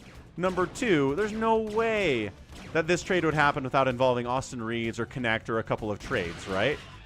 It's an unrealistic trade. And no, that was it. Freaking ridiculous. The GM of the Mavs, personal relationship with Rob Pelinka, GM of the Lakers, ridiculous, stupid, and all around dumb thing. They couldn't. Okay, Pelinka convinced Nico of the Mavs to give him a draft pick along with Luka. That's how stupid Nico is. Absolutely insane. Absolutely insane trade. All right, I'm mad about it. I'm going to let it go. Scan is trying to close this thing out. D-Matrix, good. Irradiate, not as good. Well, irradiated anyway. Science vessels not running at all.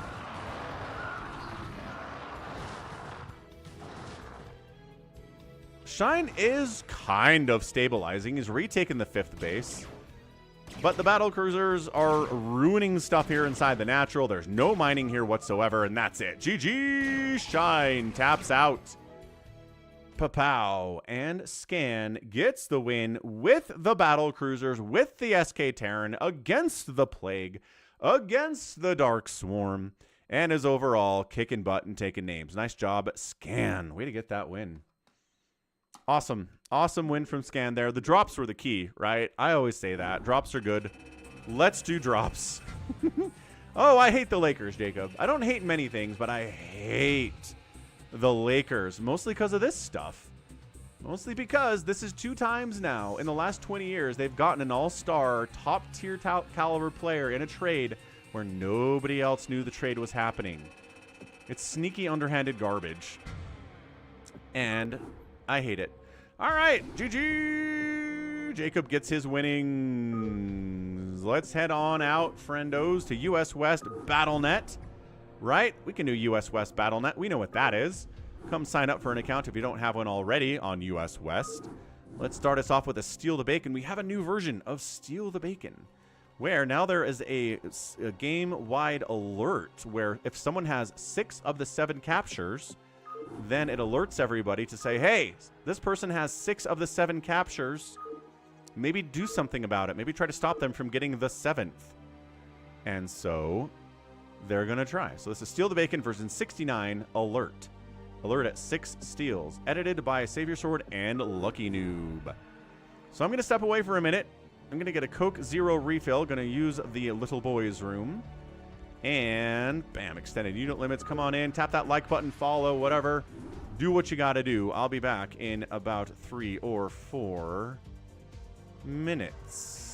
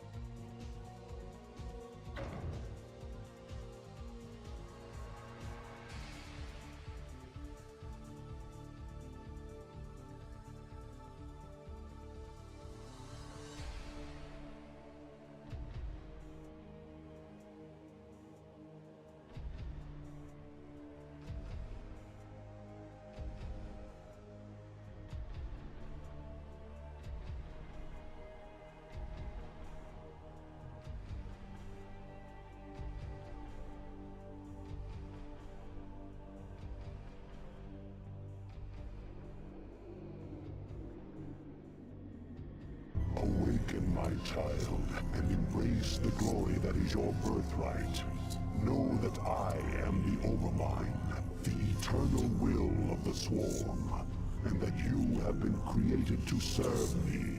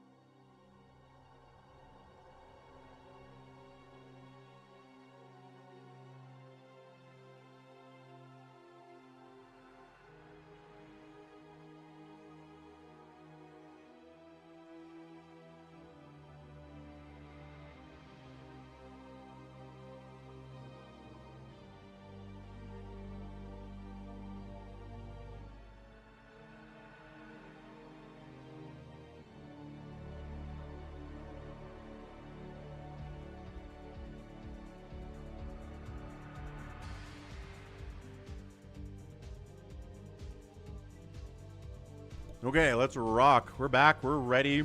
We've got Jasis, Marsaragai, PJ, and Jericho in chat. I feel like everybody here is going to do this thing. They're going to try hard. What's up, Love Snow? Welcome back. What's up, Psycho Nuts? How you doing?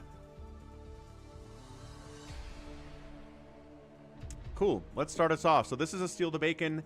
There is now an in-game sound alert when somebody has 6 caps. So everybody knows that someone's going to win soon. Maybe you should do something about it, which is the update to Steal the Bacon today.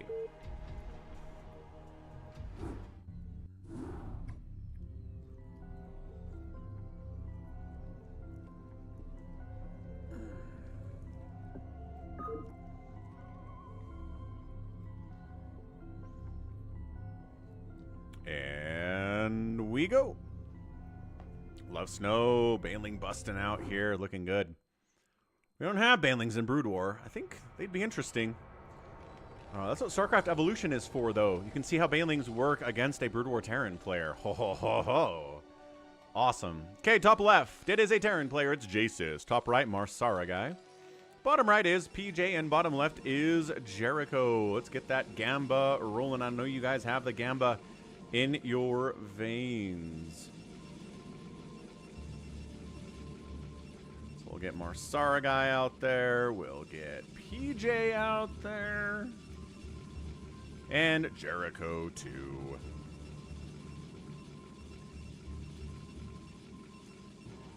He's red instead of dark blue this time, somehow. What's up, Savior Sword? Yeah, Lucky Noob did. He sent me the updated map last night. Good man. Yeah. I'll toss it over to you, Savior Sword. Hold on a second.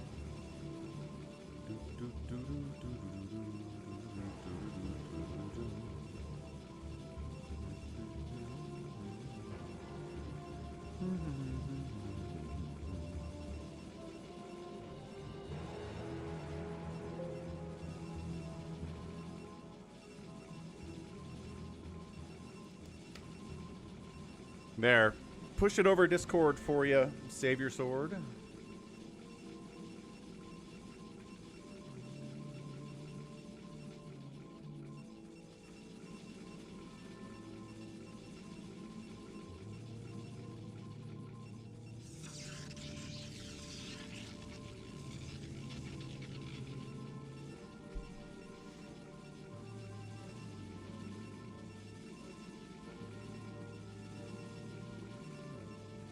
No problem. Lucky Noob's like, I sure hope it works. Me too, I guess.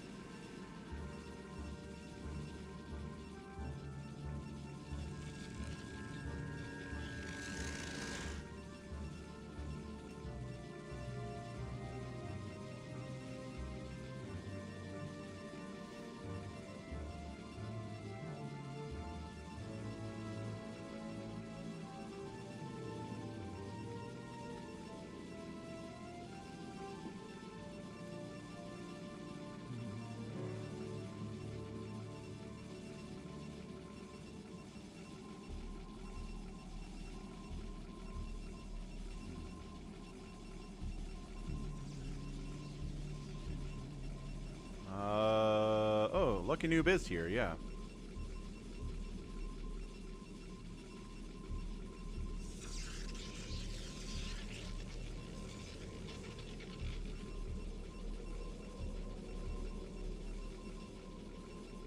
$230 left.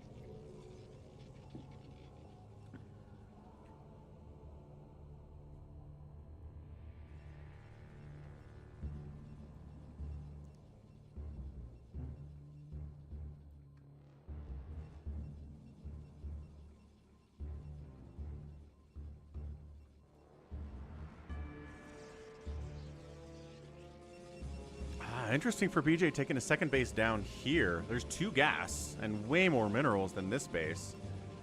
So that's cool. I like that move from him. I don't think I've seen anybody do that before. I've seen them take it as a fast third, but not just as straight up their second base. I'm not sure the Jericho is even going to check this to try to shut it down. 6 seconds. Nobody's in position to capture the flag as it spawns immediately, but that's okay. There you go. Flag is up. Who's going to make the move? I don't see anybody. They're just like, we're all going to macro up, and we're all going to fight. We don't want to be the person that goes for the capture and then screws it up because we don't have a second base, right? So Marsara guy, at the very least, is making sure an easy cap's not going to happen, and an easy cap is being attempted by PJ, at least maybe. And Marsara guy also brings an SCV down to go for the capture, too. Just got to run away from a Zealot. Shouldn't be a problem, especially with a Vulture escorting you. So first cap does go to Marsara guy. He does have a second base under construction, too, though. What's up, RJB of RJB TV fame? How's it going, man? Check him out immediately. If you're not subscribed to RJB's channel, I don't know what you're doing for yourself.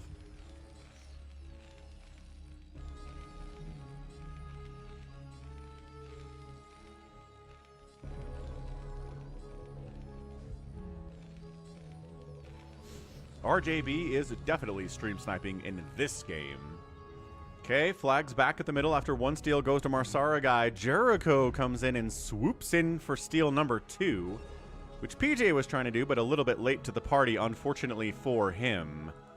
And yes, RJB is definitely stream sniping in this game as he is watching the stream.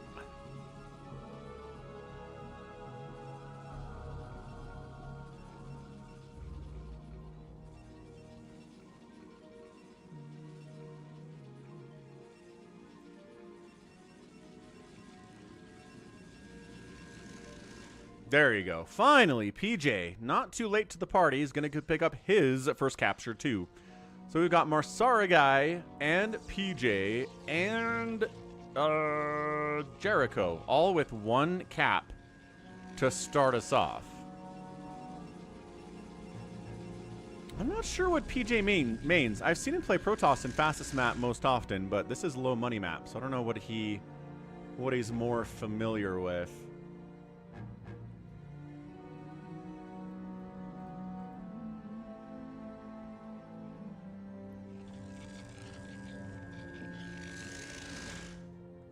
Yeah, everyone's just kind of getting easy caps today.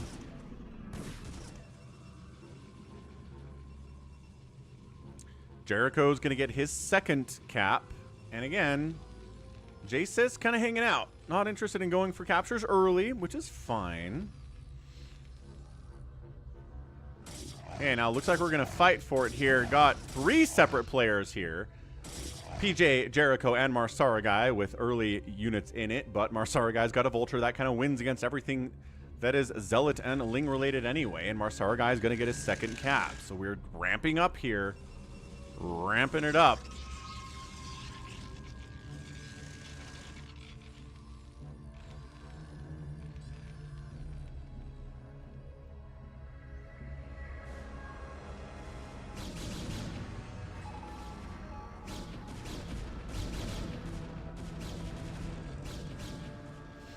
What's a dream theater, JT?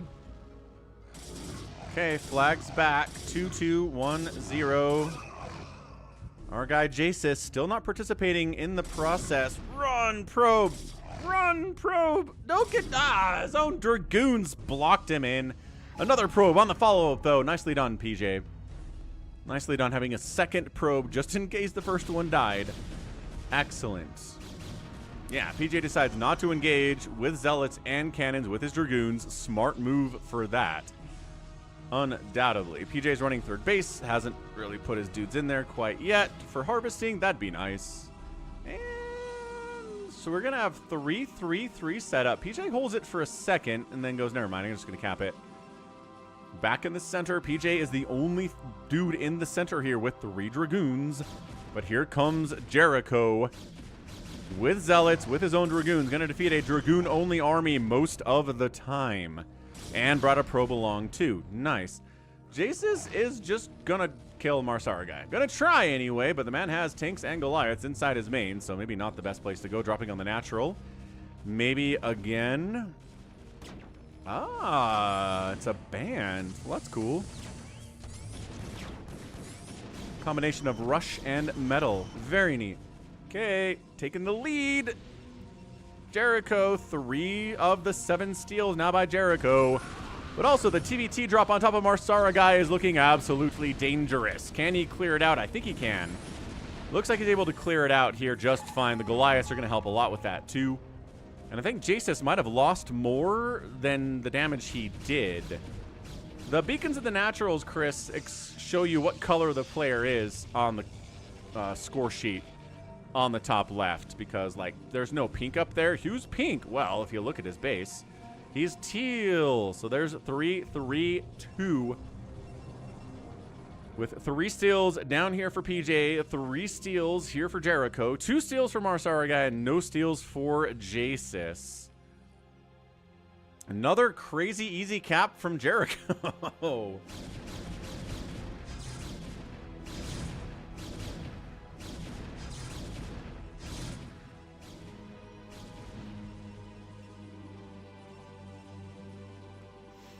Hey, Igloo. Yeah, you're welcome for the raid. Thanks for stopping by. Bam. All right, 4 steals. Nobody's set up in the middle at all. Jericho's pushing on... Well, he was pushing on PJ, but then PJ shows up with his own stuff. Doesn't have detection against these DTs. Ugh. DTs in amongst your Dragoons is never a good feeling at all. Is the flag in the middle? The flag is in the middle. The flag is in the middle. Ah, these DTs of Jericho are putting in some serious work here. Flags in the middle, folks. Just as a general announcement, are we just going to let Jericho win this? I mean, it's really only PJ who can... Well, I don't know. Jasis could stop him. Maybe, oh, maybe Jasis is making his move into the middle. Let's go, let's go, let's go, let's go, let's go.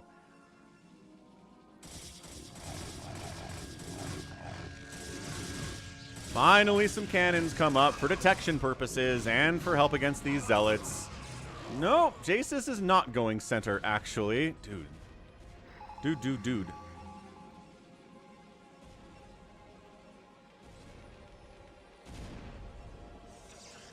Wait. Who got the flag? I was looking at this attack down south. Somebody picked it up. I thought it was Jericho, but he doesn't appear to have it unless he's holding it somewhere.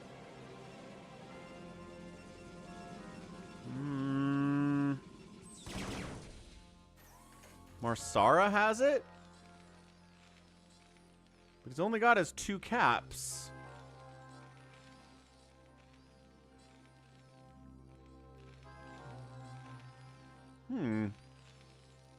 I don't know where the flag is, but it's going to come back in 40 seconds, so that's nice. I think it was Jasis that got the flag. Let's check Jasis's base for SCVs with flags. Maybe he picked it up? No. Jasis. See, this is where you do. This is where setting up in the center and making somebody crack you in order to get in there is the deal. I don't know where the flag is, and there's only 15 seconds before it comes back. So, whoever has it, 4-3-2-2. Whoever has it screwed up because they didn't get a capture with that capture. Not sure why, not sure where it was, not sure who had it at all. But Jasis is going to get into the game for the first time here at 13 minutes. Holding with mech, center of the map.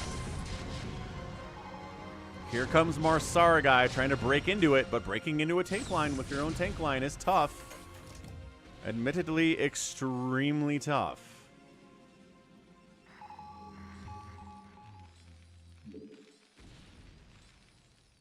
Oh, he's holding it. Why? You have the middle. You have another SC. Jasis, just capture it, man. Just capture it. You have another SCV ready to do the next return immediately.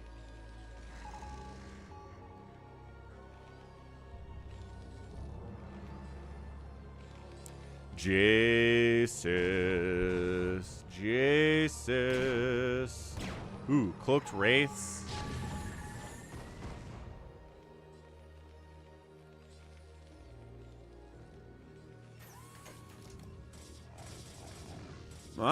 Jericho's making a move up into Jasis's 2-base setup here.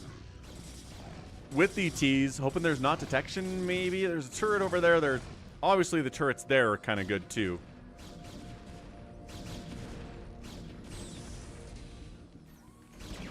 Cloaked Wraiths, says one invisible unit deserves another invisible unit. Yeah, could have gotten another capture this whole time. He's going to screw this up. Where is it? Oh, it's he used the SCV to build a supply depot and didn't get the capture at all. Dude, Jasis, man. Buddy, I know you're really distracted by this. I understand that. But man, at least get a capture. That's tough. So he's like, okay, he's trying this.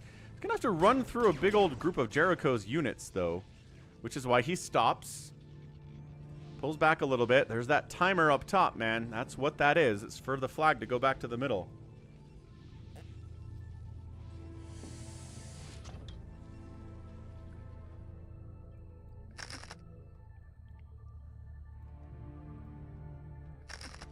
Yeah, his natural base is gone. He's the only one-base player on the map right now. Jasis is in trouble. I don't think he played this well at all. He's a good player. He's won some free-for-alls for us before. But I don't think this is his deal. He's holding on to the flag again. You'd think he would have learned his lesson the first time. Nope, everybody's coming center, or at least Jericho's coming center. PJ might be counterattacking on Jericho. However. Oh, and Marsaragai joins the party too. He's like, hey, somebody's killing center. Let's go. Gets on in there and is like, yo. Excellent. Excellent shenaniganry here.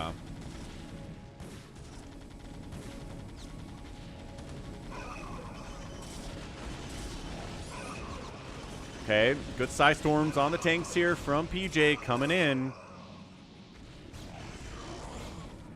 I'm assuming Jericho picked up the flag, but I don't know where it is. Jasis could have easily, oh, it's right here. Easily could have capped the flag, but chose not to.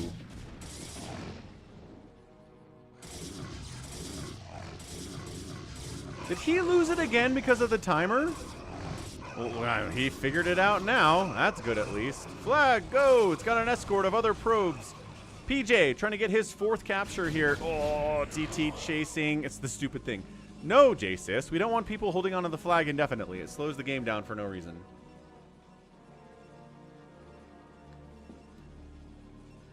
Okay, we're coming up. Trying to come up on 6 captures here so we get the alert. Not that I think I'm going to hear the alert, but the players in game should. Once again, the flag is back with nobody within a metric mile of it. I guess Jericho's here with some zealots, but that's barely anything. 124, 120 supply. Jace's biggest. PJ next biggest. No, 140 from Jericho. And...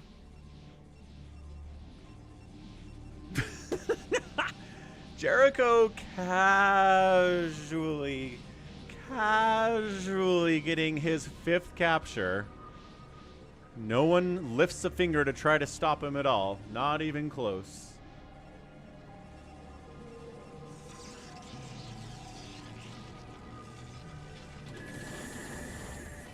Oh! Looks like PJ tried to drop, but the stacked missile turrets wiped that out. Are you... Well, at least... No, are they slow vultures? Okay, this time they actually sniped the probe. That's all I'm asking for. I'm not saying you need to stop him from capturing it entirely, but at least don't make it the craziest, easiest thing in the world for him. Right? At least make him defend it. At least make him work for it. That's exactly what we're doing. Middle control, kind of, for Jericho now. This is 6, so this is where the alert's going to come into play. Or, theoretically, the alert will come into play.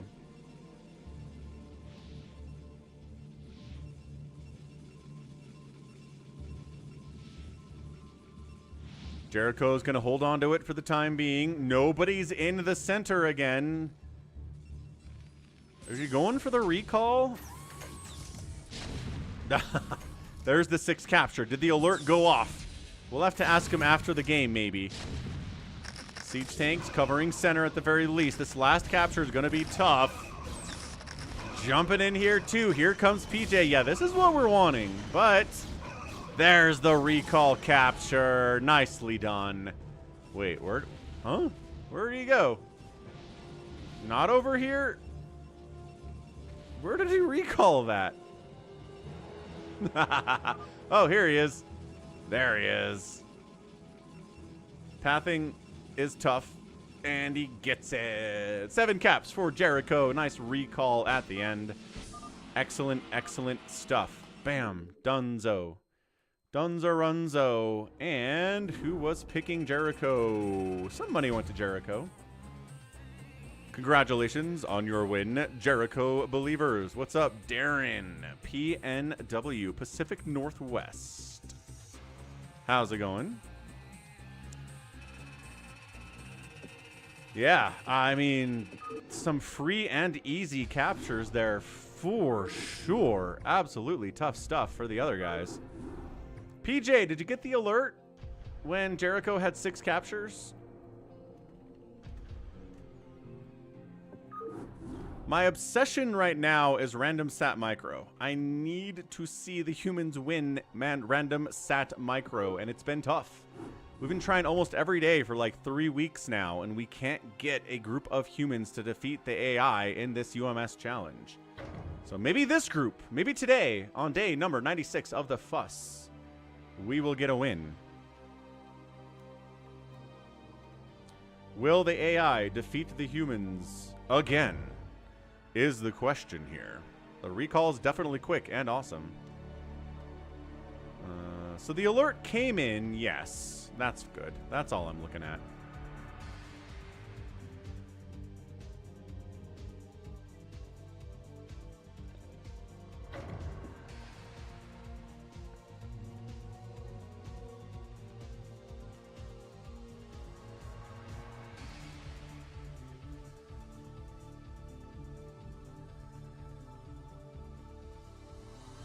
All right, let's go. Oops, just kidding. I'm in a spot there.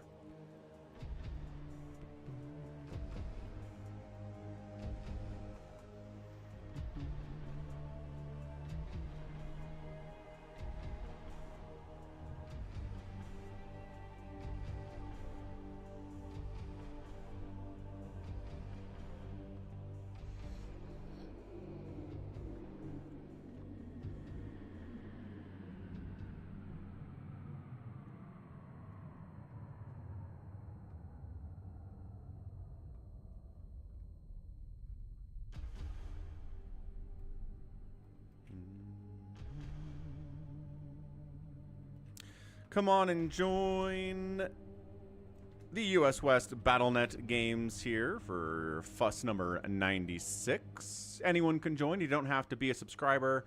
You don't have to be a channel member for it.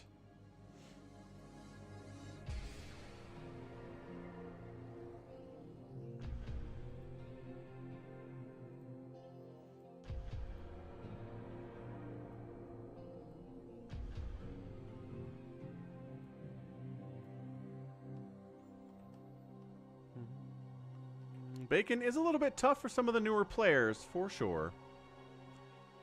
Absolutely.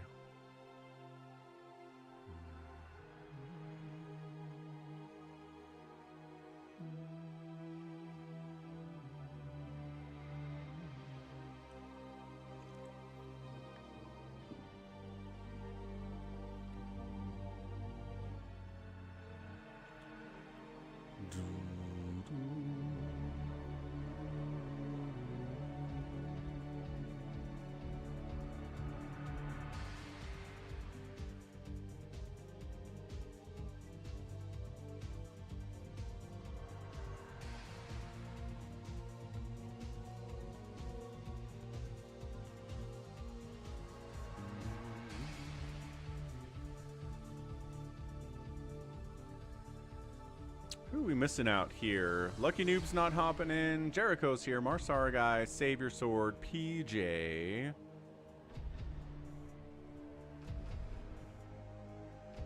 Maybe get Chris in here. Who else is in the chat right now?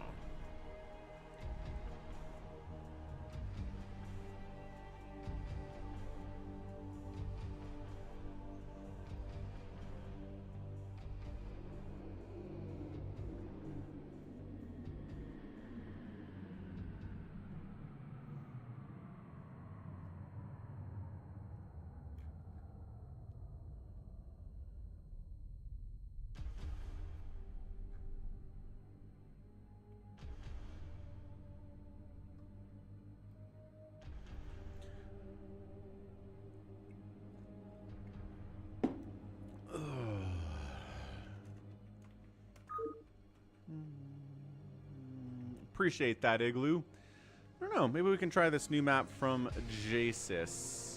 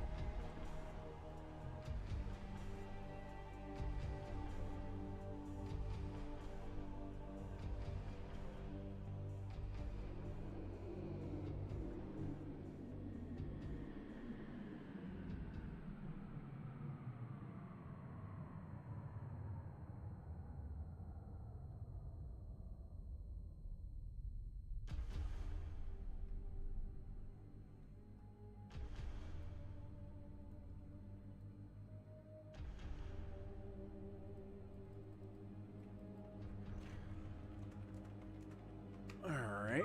What else do we got here? where we can fill a lobby today. Tuesdays are usually tough.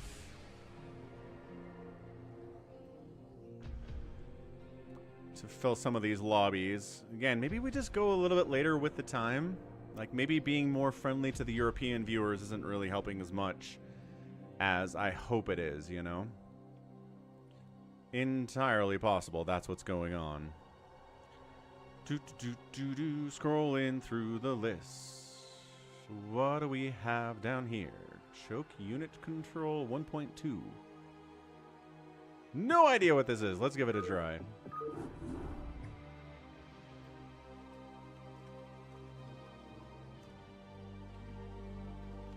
.2, not 2.1.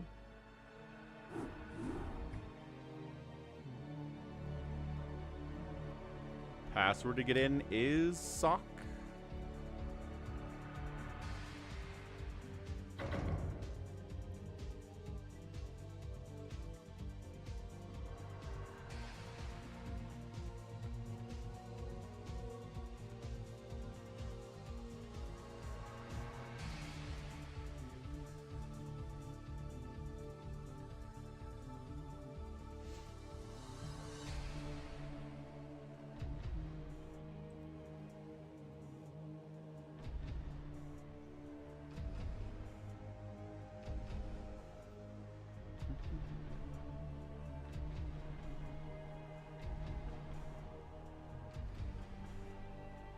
Okay, J-Sis, we'll give it a try.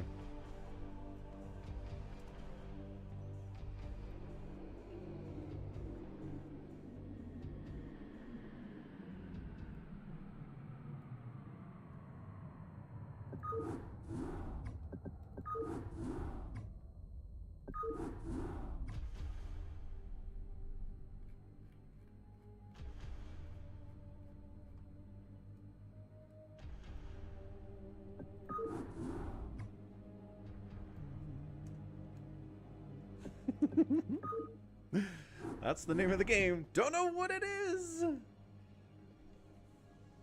Glad to hear it, Bovine. All right, so this will get J-Sis to play at least.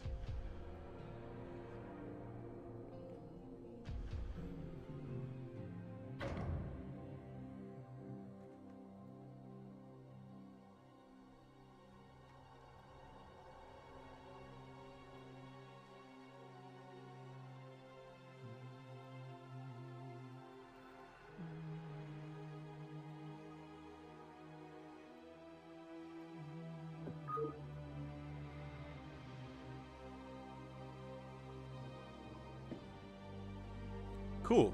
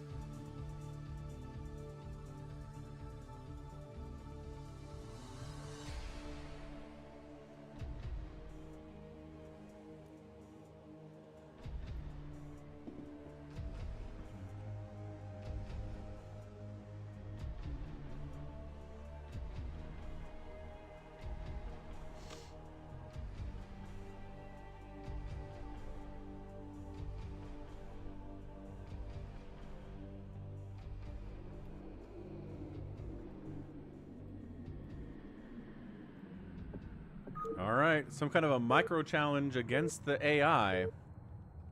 We take turns, apparently, against the AI. Says every player gets 1 round, says J-Sis. So we'll see what that means. Apparently all the instructions are in Korean. We could really use Sato in here to translate for us, but he is not here for the live streams. Oh, it's... Oh, wait. No, there we go.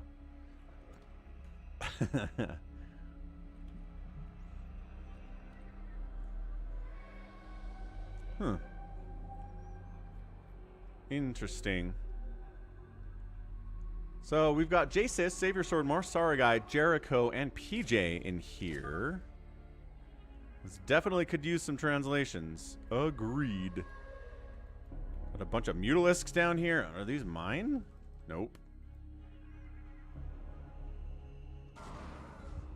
Oh, what happened?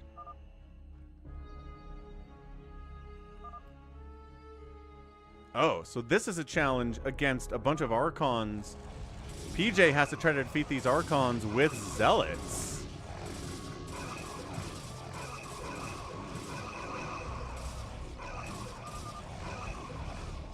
Apparently there's music. Looks like he lost that one. Marsara guy is now going to try the same thing of Zealots against Archons. Let's see if he can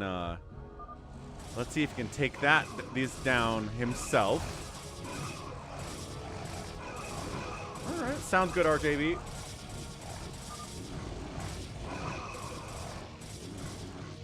And looks like he loses as well. So next up, Savior Sword has got 45 seconds to defeat these Archons. No one's been able to do it so far. The surround is key here. Maybe that guy bouncing around like an idiot. Not going to happen. Hang on. Maybe. Savior Sword. Oh, Savior Sword wins. Nice. Yeah, just surround the Archon. Savior Sword gets a point. See? Savior Sword gets a point for winning. I think that's what happened there anyway. There's a lot of Korean on this map. And then these guys bouncing around like idiots. They can't get through there. Blah, blah, blah, blah, blah, blah.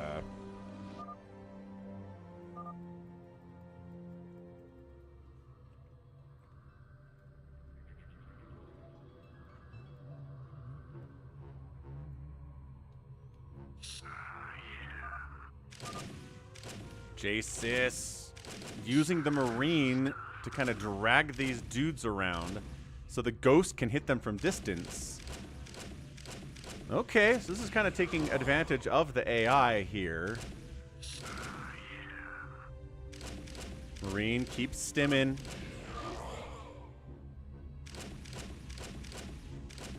Yeah, I don't know why they're sticking with the Marine so hard, but they sure are. That was nice. All right, 1 point. Next up, flock of Mutalisks trying to deal with a bunch of Marines. So this is just like Random Sat Micro. You just have different waves of AI stuff coming at you. You have to defend it with whatever you're given. Hey, how's it going, Wander? You are not wrong about Scouts today or ever. Like Jaedong, you mean? Yes. So yeah, what you're supposed to do is stack it up. Muta-stack these Marines like an elite Zerg Pro player would do. It's hard. It's really difficult, though. They make it look easy. It is not easy.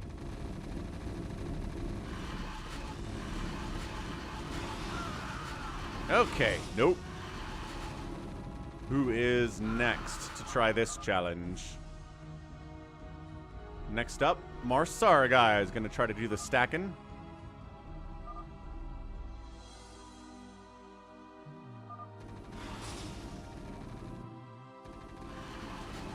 Ah, it's so tough. It is so tough.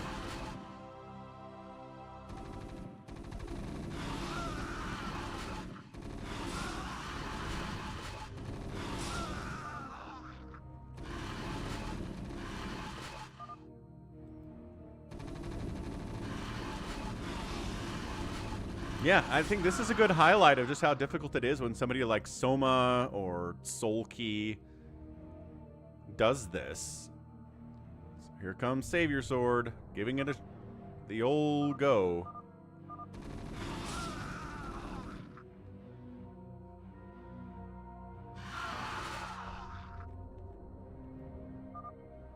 Yeah, I don't know what happened there. Jericho's giving it an attempt.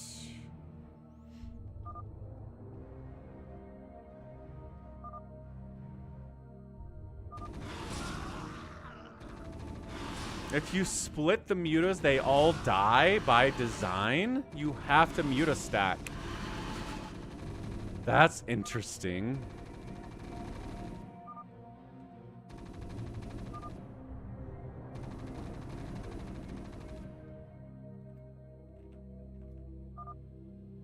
Hey, what's up, Vic? Yeah, things are going good today, Vic. We've got some good gifted subs. We've had some amazing PVTs. Good TVZ out here, too. Hero dominated a PvZ as well, which is always fun. Here comes Jasis. He's going to show us how it's done, everyone. Let's go. Good looking stack there. Pretty good looking stack there. All right. All right. Hasn't lost a Muta yet. Ooh, lost a Muta. Do they not have range? Trying to figure out if they have range.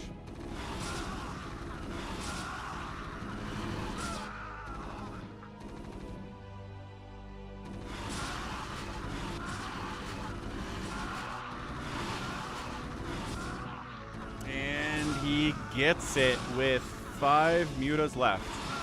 Not too shabby. Well done. Next challenge is PJ with 2 tanks and an Arbiter against Dragoons. You have an unlimited recall? Oh gosh. They're attacking the Arbiter like crazy though. He tries recalling. Doesn't really work out. Okay, that was interesting though. 63 rounds. That might take some time. Oh, you have to win. Yeah, this might take a while. 2 or more hours. All right, we don't have time for this today, but we'll spend another 10 minutes in here. I'm curious to see how this is supposed to work.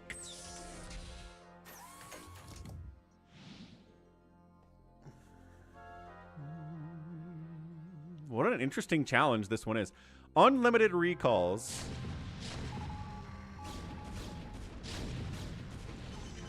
Do they not work? He's trying to recall them over here. You don't move. I have no idea what you're talking about, Jasis. Jericho's going to give it a try.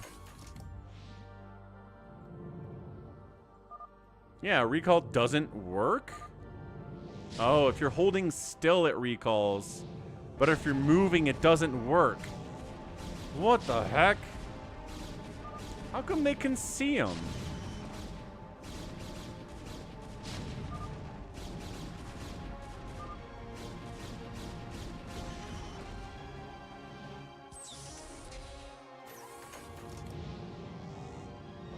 Oh, he's doing it on the fly. What the heck?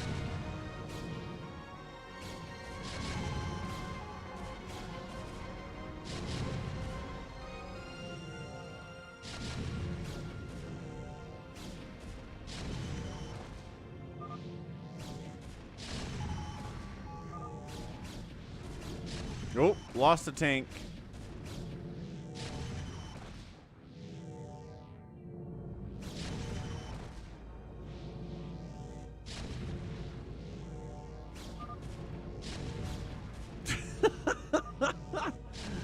The recall sound is happening so much, it doesn't make any sense. All right, 3 down for Jasis. Mass Mutos are back, baby.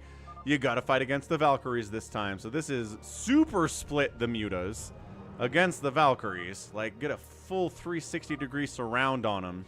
He is not splitting. Ooh, PJ. Okay, it's sort of working. Kind of. Okay, baby. This is a lot of Valkyries, man. Okay, tried his best. Now Marsara guys attempt to split.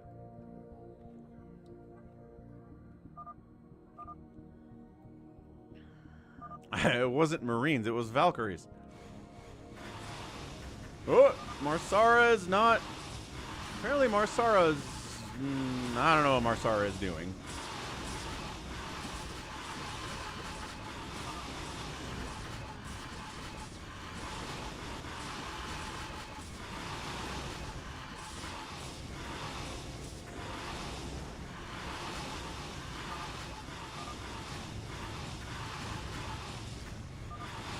And yet, he wins anyway. Nicely done. Savior Sword is being grumpy. Savior Sword, give it a chance, man. I know you have some negative opinions initially, but like... let's not make a conclusion yet. Okay, we're back into the smaller areas here. Okay, 1 Dragoon versus a DT with... you cannot take a hit. So this is just extreme Dragoon micro. Not that bad, honestly. DTs aren't that fast. Dragoons are faster, so this kiting isn't even really that big of a deal. That's fair, RJB.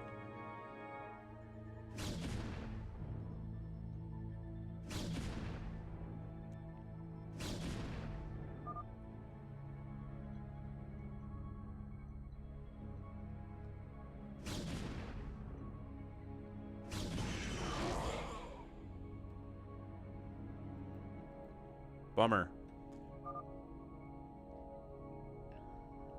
So it's Goliath micro, and you ensnare the enemy Goliath.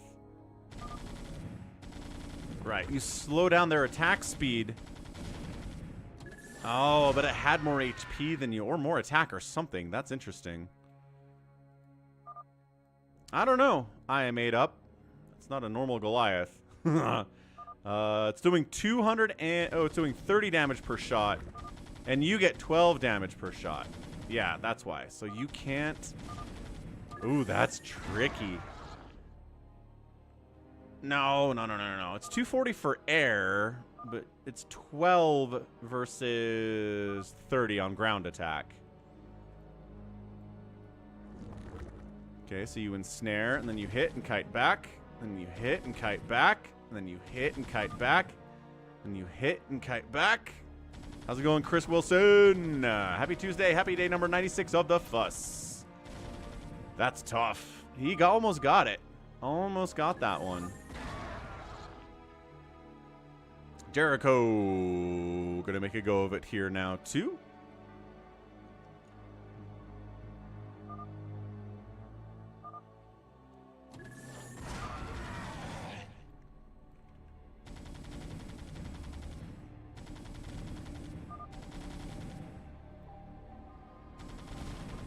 Oh, simultaneous kill. Ah, looks like Ty goes to the AI, unfortunately. All right, J-Sis, what you got, man?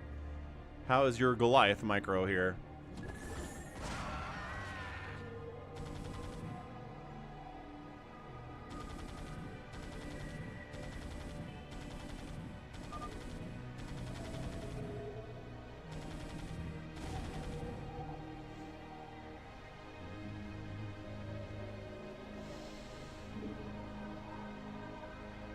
You can bail whenever you want, save your sword.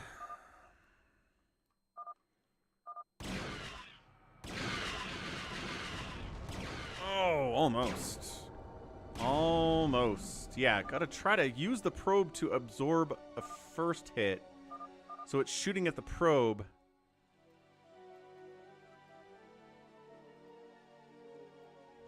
That first hit needs to be on a probe, though. Yeah, see, the probe needs to take some shots in order for the Scourge to get close enough to connect on the BC. You have to time it right, though, which is very tricky. What's up, D22? I don't... 2 super chats. We got 2 super chats. We got a gifted sub and a $5 Canadian super chat. Ah, sure. Oh, plus with Bjorn. Okay, yeah. We hit the goal. Let's do it. Let's do. There's no way out. What's up, Woogie Boogie? Woogie Boogie calls a bingo. Why are you calling a bingo, Woogie Boogie?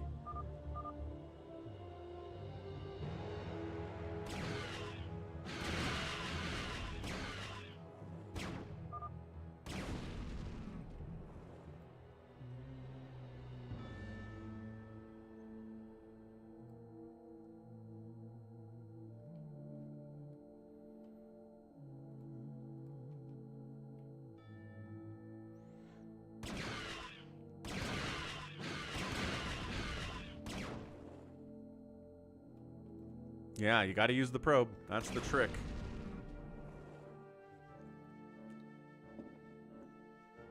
Fair enough, Woogie Boog. All right, Marsara guy, what do you got, man?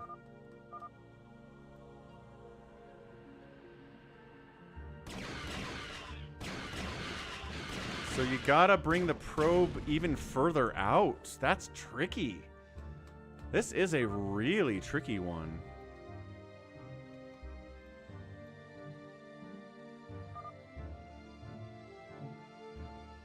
So send the probe out first. Yeah, we're just not getting any hits off on the probe at all.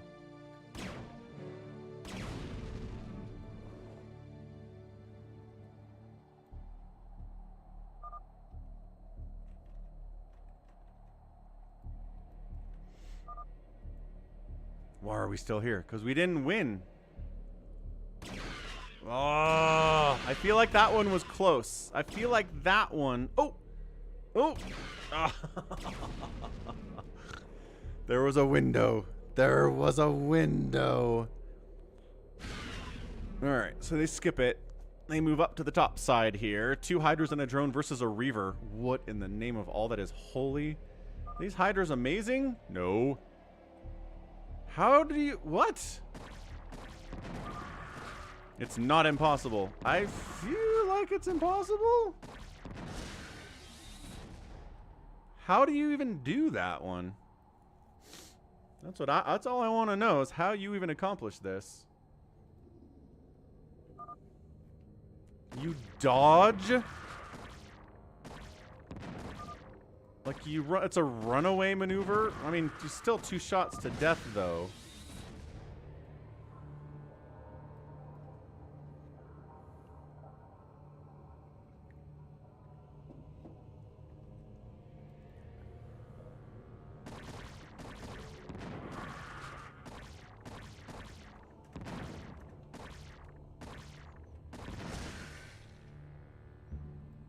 So RJB is saying you trigger the drone first and you run away with the drone while the Hydras then come in and hit it during that period, and then you run away and come back in with everything else. So drone triggers, run away. Ah, change target.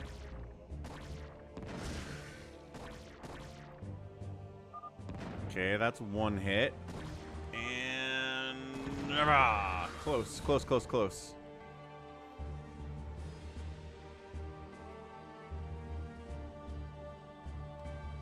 Jesus is stream sniping.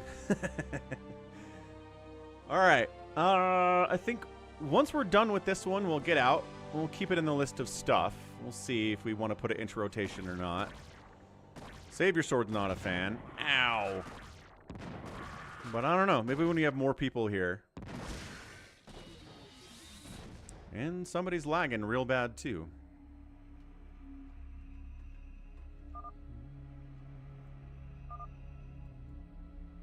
Okay, good enough. Let's wrap it up and let's go to a free-for-all today to wrap it up. Thanks again for the support, especially from Bjorn with a $20 donation over PayPal, falconpaladin@gmail.com for that one. Arcadiox with the gifted sub. Oh, also Jacob. Jacob became a Prime sub today, even if we didn't necessarily see it happen. But he's got sub status, so we'll accept it regardless. Let's go a reaction free-for-all, free-for-all, free-for-all. And good. And the super chat from Yhaas. I think we already called that one out. We called everything out once already. And then Connor with the $5 super chat as well. Canadian. Excellent. RJ Balkan Baladin is in the house. Should be able to get pretty close to filling this.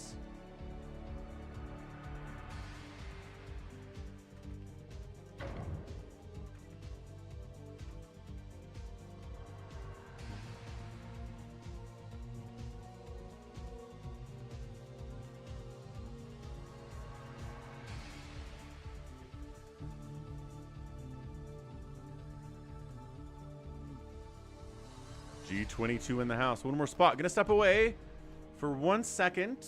I'll be right back, but let's fill this up and let's go.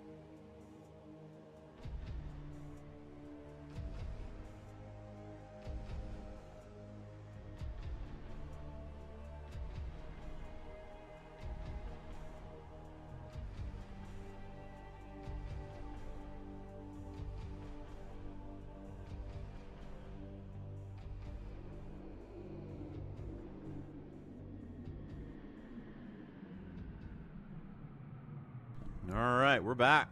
We're back. We got it. We got Jericho, Savior Sword, Jasis, RJB, G22, Lucky Noob, Arcadiox, Marsaragai, and Jericho.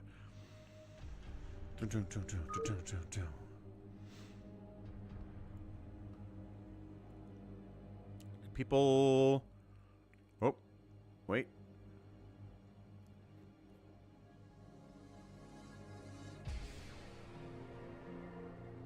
Yeah, I don't know if we're going to get another Bioterran play here. We're just going regular style this time around.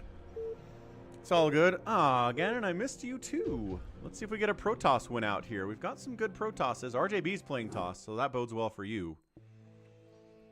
Really does. Top left, blue, Terran, player. It's Marsaragai. 12 o'clock, Jasis. Top right, it's iBuild. Nexus is Arcadiox. We've got an orange. Ooh, it looks like our guy Detroit, but it's RJB instead. Savior Sword looks like Savior Sword. We've got Jericho playing a yellow Protoss today. Somebody took his dark blue. I think if somebody's already blue, you can't take dark blue, which is weird. Lucky Noob, Magenta, Zerg, as usual, and we got ourselves a little G22 playing brown Terran. As per normal. Again, this is reaction. What's up, JT88? Yeah. Have a good time at work. There are third bases on this map. You get a nice natural. Everybody has the same setup. Their natural is nice. It's pretty easy to wall off. You're going to be okay. But taking a third base is where it gets dicey, because there's only 4 other places on the entire map to take a base, which means most of the people here are probably never getting a third base. Probably 5 of the 8 people will never get a third base on this map. They will die before they get the chance to. It's tough.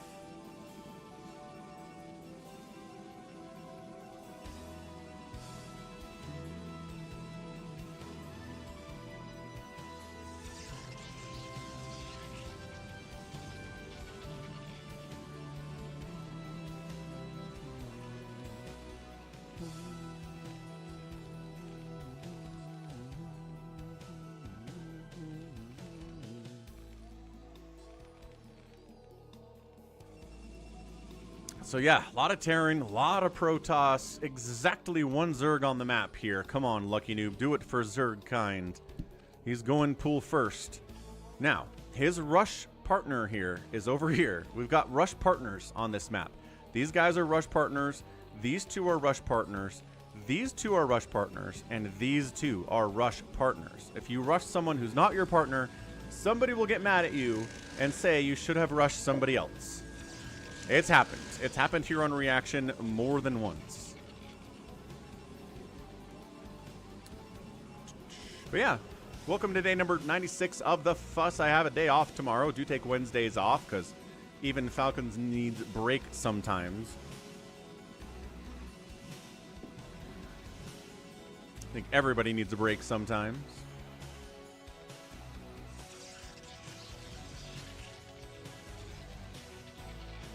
I'm assuming these are lings. You have to make at least a couple lings if you go pool first, right? Even if you just use them for defense purposes. What's up, Jordan? Welcome to the stream. He decides not to. So he pools, gets overlords to see if anyone's coming to kill him, and then just doesn't worry about lings at all. A nice hard wall top of the ramp here from G22. And Marsara guy expanding down to the natural. So nobody's going crazy rush stuff here. Save your sword. Getting scouted by RJB, never a good thing. You don't want to be scouted by RJB.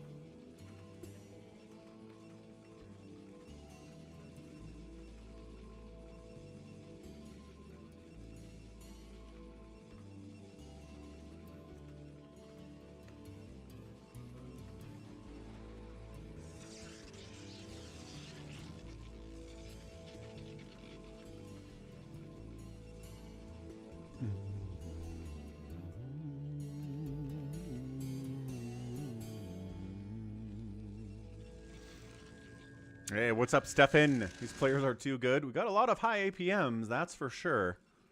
Everybody playing it pretty safe, although this is a nice push. J-Sis on Marsara guy. He's attacking his rush partner.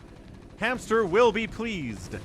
Let's go. I don't know if Marsara has enough to deal with this. This is a one base attack versus someone who tried to expand in a TVT. This is the nature of mirror matchups, man. If somebody tries to expand and you didn't, whatever, you're getting attacked by that person and you expanded, you're in trouble. Busting up this ramp. J-Sis has no qualms about trying to get up this ramp. That bunker is probably not going to happen.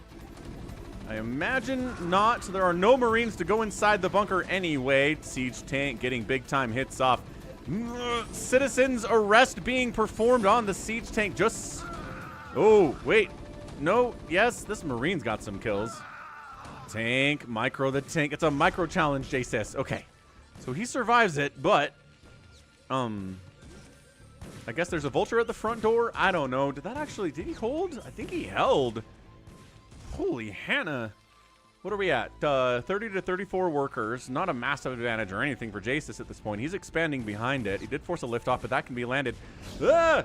RJB's bullying Savior Sword here on a Tuesday. Ah, just showing up with more Dragoons. I mean, this is just simply 2-gate versus 2-gate. I think maybe, yeah.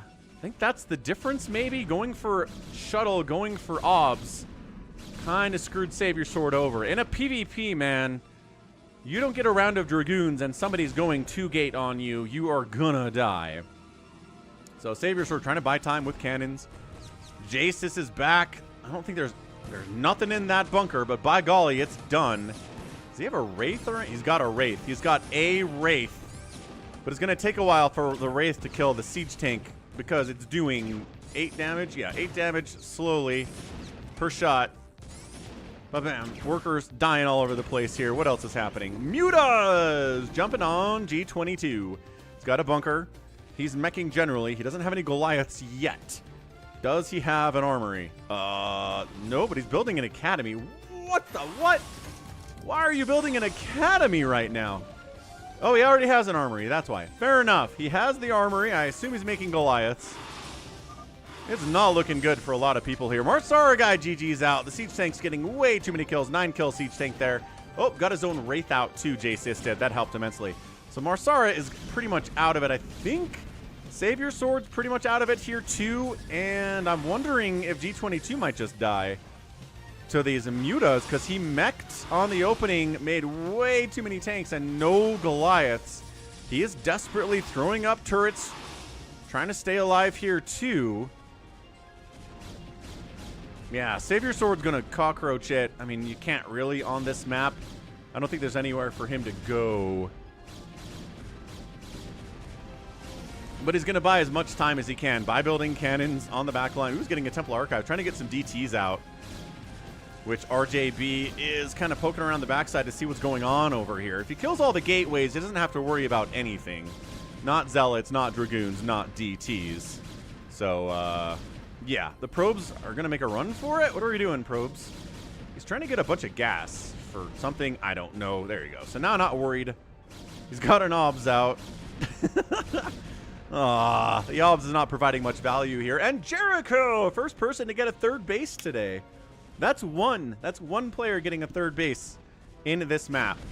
I guess you can get a 3rd base by murdering your rush loss, your rush partner here, and taking them as a 3rd base, taking their base as a 3rd base. But yeah, build order loss, concur. But also RJB is just better than Savior Sword, so whatever.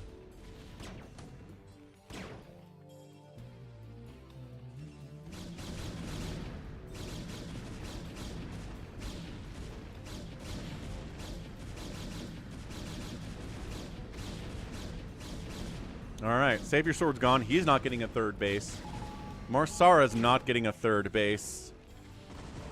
Still, oh, did we get a cancel on that command center? That's kind of a big deal. That's a big deal if you're meching. 1 base mech is not exactly crazy viable. You need the gas, but this Goliath count's getting pretty intense. I imagine they already have Charon boost. Otherwise, the machine shop would be running right now. So there it is. Charon boost is done. He just snipes the SCV building the command center. He's just delaying the heck out of it. It's very fun. Savior Sword GG's out at 9 minutes. Bam, and then there were 6.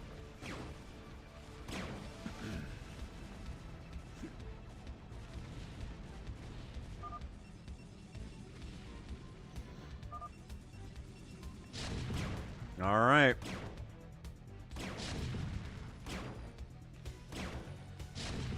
I don't know if he could have lasted much longer, Veet. I'm pretty sure Savior Sword was deader than a doornail there. Jericho's got some DTs wandering about with his 3-base setup here against the just barely now 2-base RJB. He's got a million Dragoons. What he doesn't have is an observatory, though. So you could show up.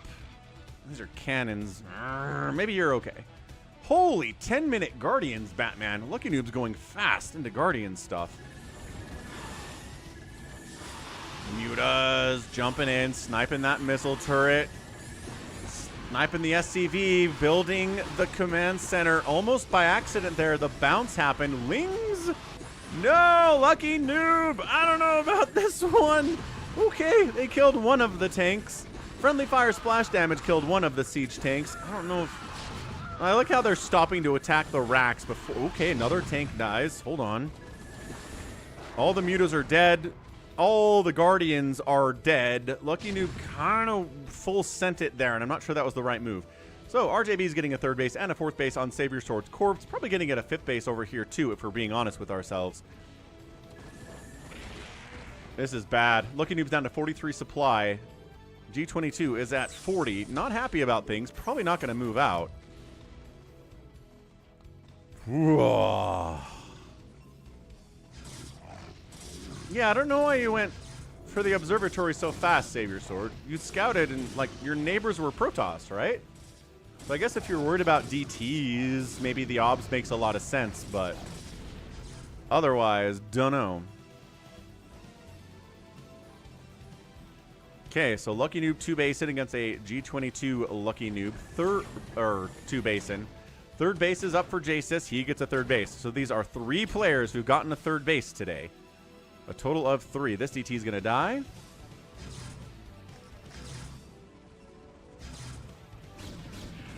There he goes. Mutas and Lings again. Do you have Adrenal on the Lings at least? I can't tell. Because they're not... They get like 1 hit off and they die. This is... Lucky Noob is... he's throwing. He's throwing.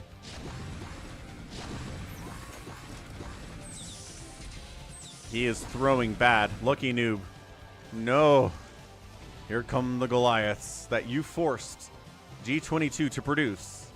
Arcadiox is trying to move out towards getting a third base of his own right here.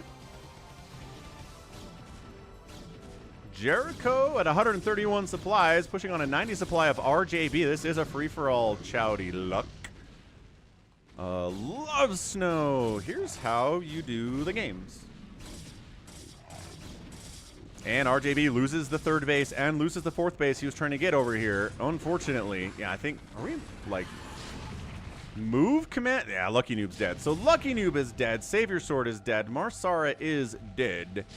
And then there were 5. So I think with the 5, this is where we're going to start our prediction here.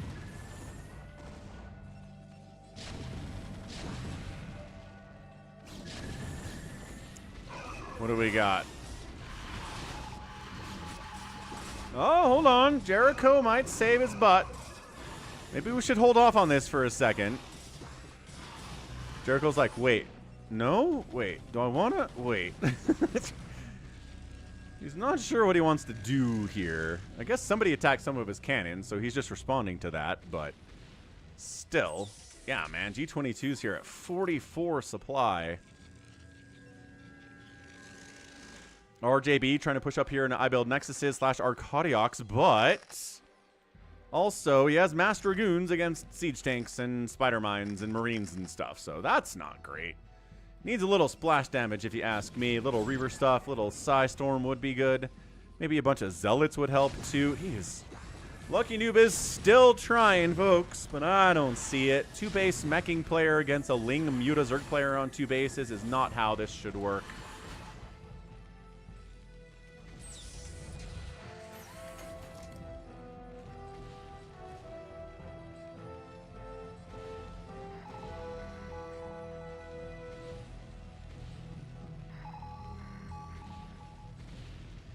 We'll hold off on that prediction until Lucky Noob is actually dead. I think he's dead, but I think G22 could get dragged into a war with Jericho and kind of leave Lucky Noob alone for a while. This is the last game, Wyos. It is a free-for-all, and therefore it is the last game traditionally. Now Jericho takes a 3rd and a 4th base. RJB still hasn't even tried taking this one, which I think is a mistake from him. He's got Reaver Tech. He's got Reaver Drop Tech. Although, nice little wall of missile turrets here protecting Arcadiox as he takes a 3rd. So that's Arcadiox taking a 3rd. RJB, Jericho, and Jasis have all taken 3rd bases today. That's 4 people. So that's half. So I said half wouldn't, so I lied to you. But we'll see how many other people get a 3rd base today.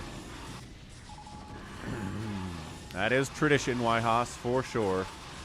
Someone's got to ask the question. Someone's got to ask the big ones.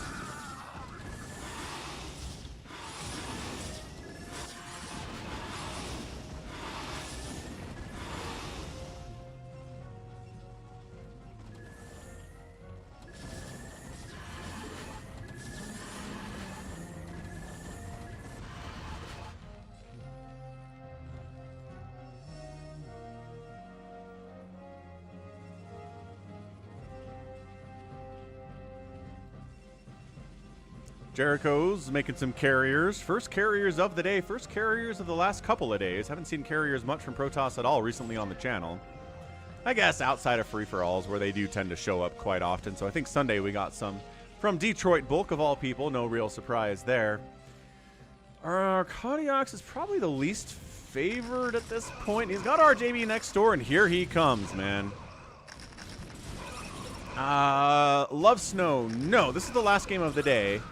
So on Thursday, we will have some games with viewers, but we're going to start off with, I don't know, a big game Hunters maybe a fastest map, maybe something against the CPU. Kind of depends. Yeah, this is what I'm talking about. RJB 2 base versus 2 base Terran shouldn't work this well for RJB, but he is better at micro and has higher APM, and sometimes that can make up for a difference that way. That said, this is looking good. I mean, my day off is basically spent working on the channel, right? Coming up with new sound alerts, maybe talking to new advertisers. Trying to figure out what to name the stream after day 100 of the fuss. When the shuttle doesn't listen. Ah, hate it when the shuttle doesn't listen. RJB, I hear you, man. Guardians have upgrades, +1 Carapace, but see, the whole point is that the Goliaths have the same range as the Guardians, so they can fight the Guardians. Is Jericho good? Oh, Jericho's gonna kill Lucky Noob for G22. That's nice of him. All right. Let's start our predictions, because now Lucky Noob is dead. Maxed out Protoss army. Dragoons, carriers. And this is what's tough, right? You've been trying to fight a meching Terran the whole game.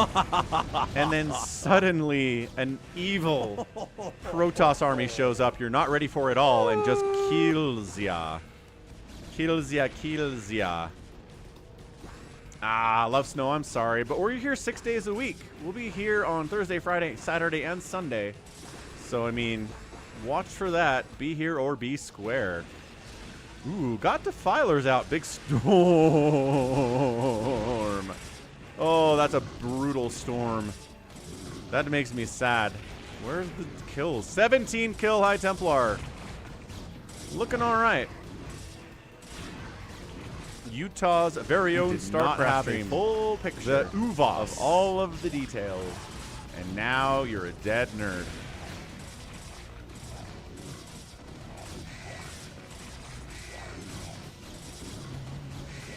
RJB continuing to try to push in off of 2 base. No, he got his 3rd base. Jasis, it's kind of how Jasis rolls in free-for-alls. He is very content to get out there, kill his neighbor, and then kind of hang out for a while, right? GG, Lucky Noob.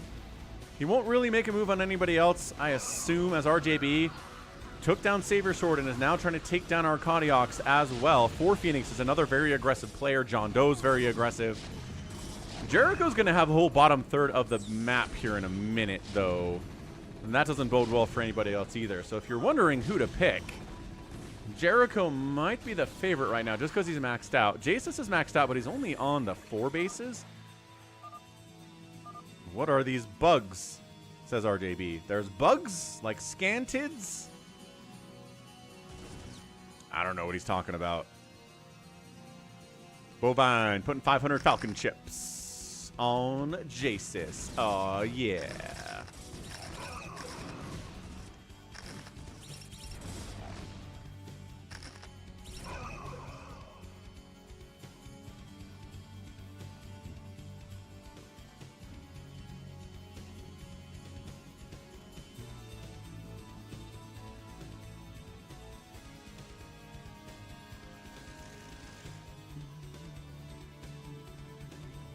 Lucky Noob says, I want to change my bet. Because 10 on Jericho.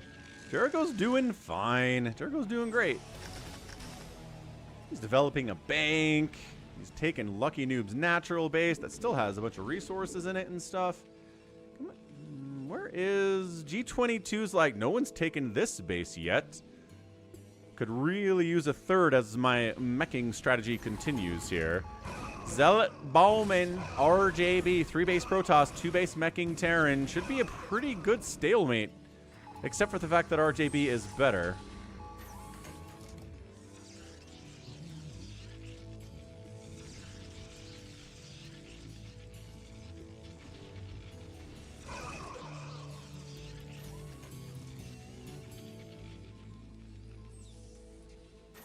Okay, there we go. Third base under construction by G22. 4-basing, meching, battle cruisering dude Jasis. He is developing a bank as well. Actually has a bigger bank than Jericho does. So that's working out for him.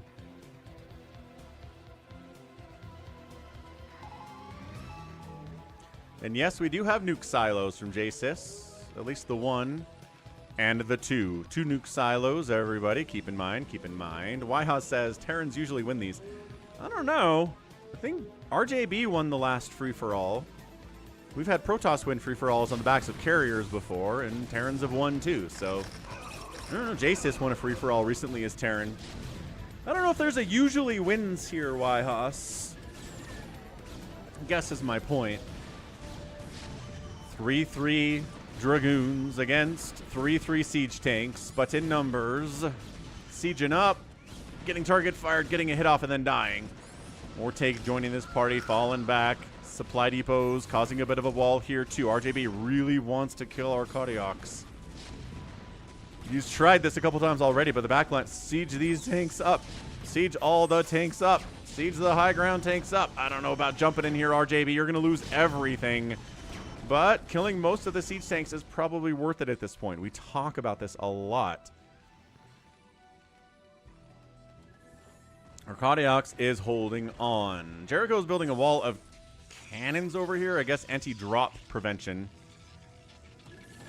G22 seems okay with the not attacking into Jericho right now. Like he's really set it up defensively. Oh, hang on. Hang on.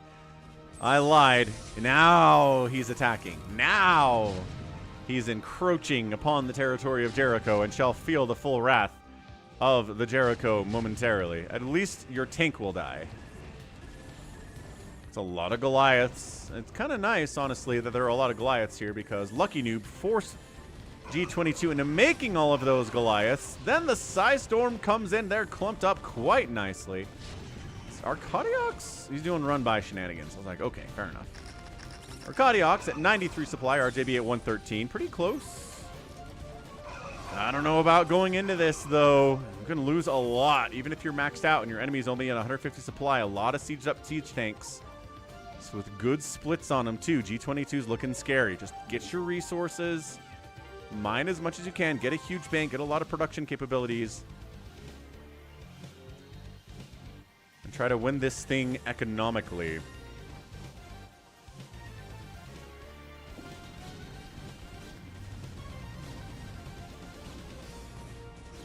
Yeah, Arcadiox is super contained here by RJB. But Jericho just happily accepting the whole bottom third of the map as his own.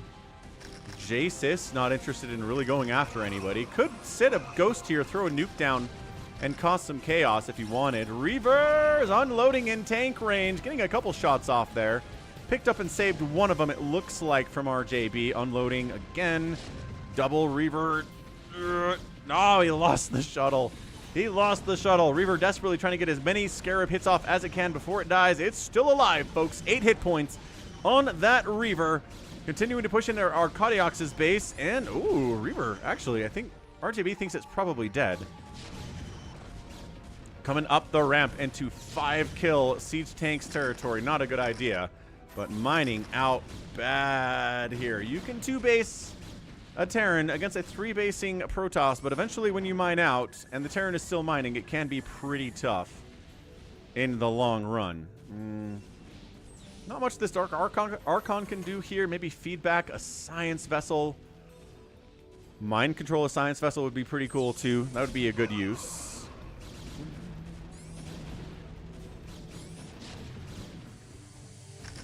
And I think this is the end of Arcadiox.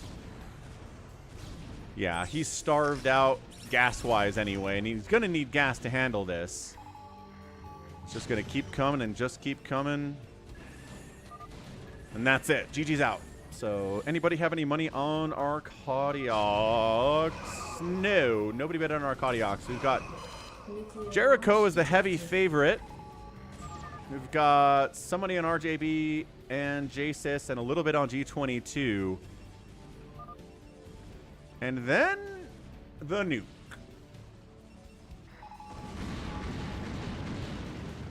Wabam. RJB's last source of income's in a lot of trouble here, folks. He's taken a third, a fourth, fifth base up this way, though.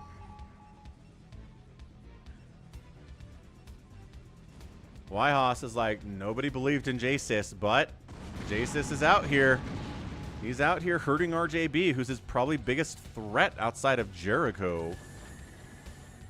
Look at the Ghost getting away with it, too. See you later, Ghost. Thanks for playing. You're awesome. The carrier harass against G22 is intense and pretty much never-ending at this point. Arcadiox, you might be right about that. You might have hurt RJB enough to where he can't win anymore. He took 27 minutes to kill you, which is insane.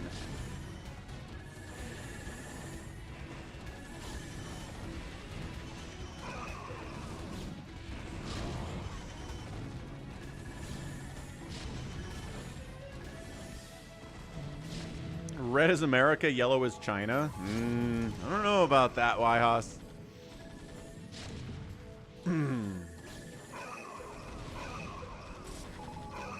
I guess he does have some red stuff, though. China is red. America is blue. Psystorm on the Cloaked Wraith Ball. The cannon providing detection. The Cloaked Wraith Ball failed miserably there. Decent attempt, but at the end of the day, not quite enough to kill that carrier ball entirely. Jericho has the money to rebuild. G22 does not have the gas to rebuild these at all.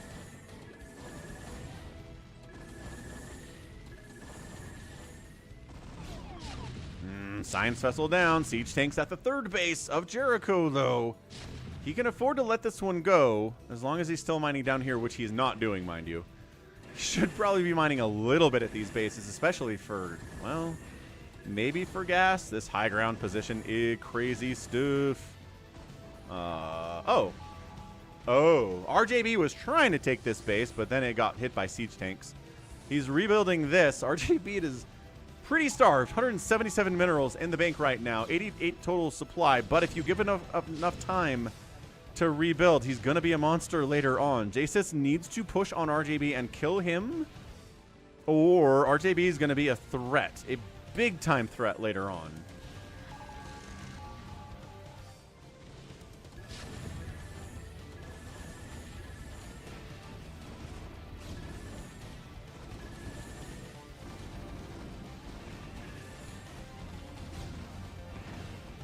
RJB hitting Jericho on the other side with some Reaver shenanigans and going after Jericho instead of JSIS, who nuked him, is an interesting choice.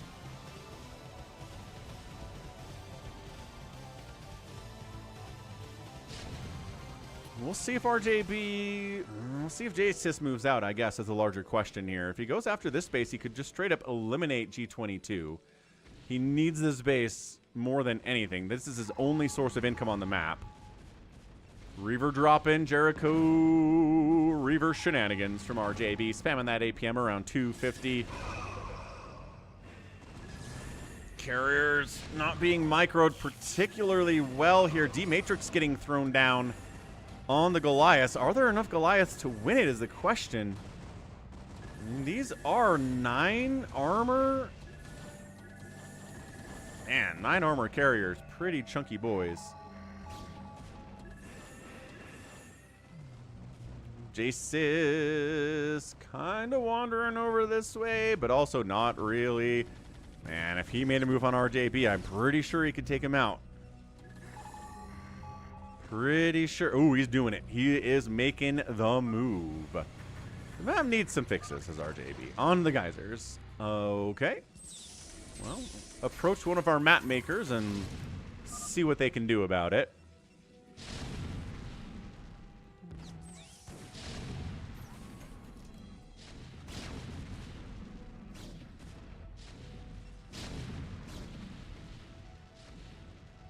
Just lets the tank handle it. Counter-attacking his RJB, but nope. Ooh, he gets a lockdown on that shuttle. Sick stuff. Sidestorming up on the high ground to kill that siege tank, though. Oh, does he bring detection with him? Ow. No, he is not. Again, ow, ow. I think RJB might just tap out here. He's losing what's left of his Dragoon army to spider mines. He's not really even worried about it all that much. This base is going to die. He doesn't have anything left. He already made his balance complaint, so I think now he is comfortable with leaving. Yeah, there it is. Do I know my players or what? That was amazing. Good job, me. Okay, then there were 3. Jasis maxed out. Jericho maxed out. G22, 1 base mining, and 122 supply. Not feeling great. He got into a really long Dragamot war with Lucky Noob, and now he's in a long Dragamot war with Jericho, which means that Jasis coming in, I don't know. This should end up in a Jasis versus a pretty strong Jericho battle. Lucas lost his bet, tragically.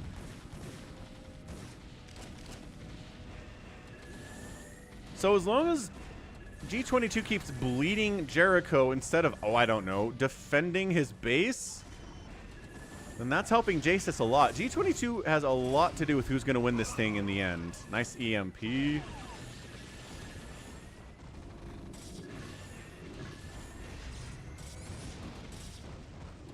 How so is this a campaign scenario, pixel art? Well, the Zealots are getting big-time hits off on these Goliaths. G22, 50 supply remaining. And dead. Deadzo, Jasis. Moving right, though. I have no GA. I have no gas. Ah! No gas. Hates this map. GG. There's the balance complete, I guess. Sort of, from G22 here.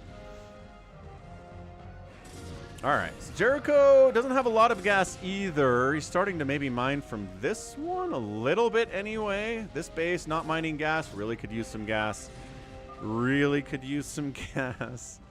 Large map, but with remains of other factions kicking around. I can see that, Pixel. I 1v1'd you. Stop complaining, says Jericho. I made carriers. What about it?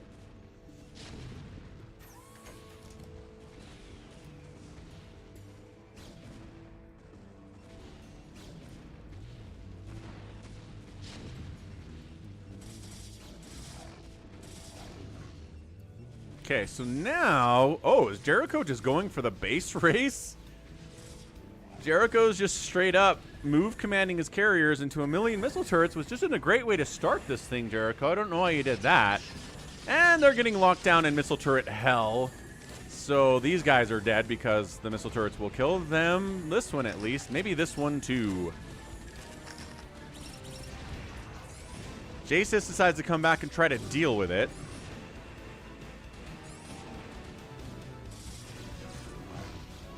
Yeah, I imagine people like Falcon Unrest more because they can actually get a third base on that map, usually. Not so much on this one.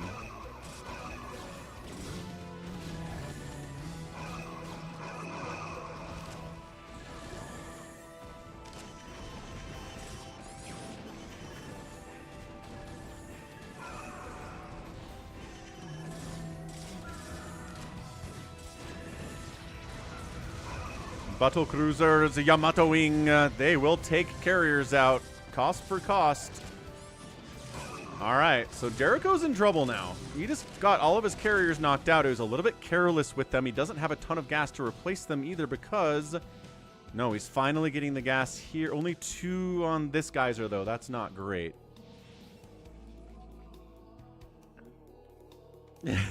Hey, moving.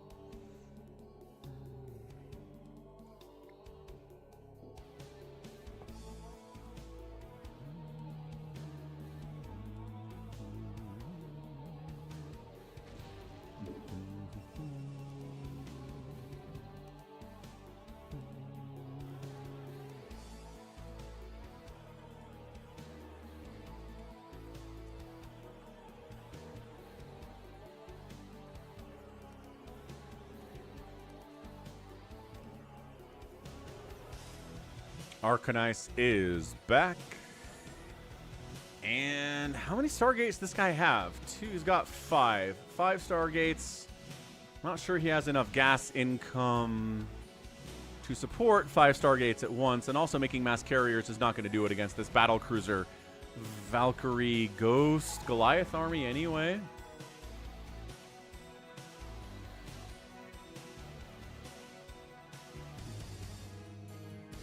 I have no idea where Jasis is going. I feel like Jasis could pretty much just wander over and kill everything, but it's going to take a minute, I guess. He has 7 Stargates? Where does he have 7 Stargates? 1, 2, 3. Oh, recall into the main base. My favorite place to recall. EMP gets tossed down. I don't know if he caught everything. He did not catch everything with that. Or, in fact, he caught almost nothing with that somehow.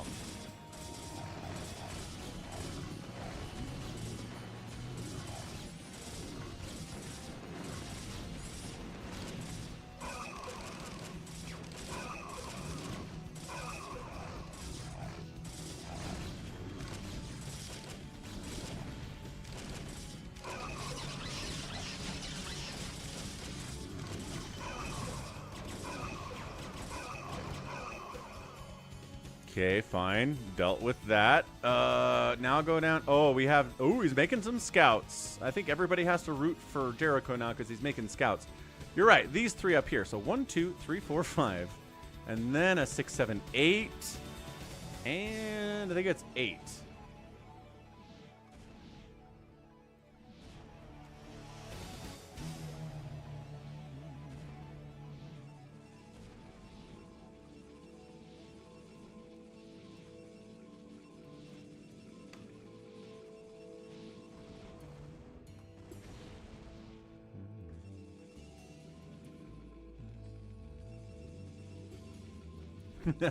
Rooting for Jasis because he didn't kill you. Everybody else sure tried to.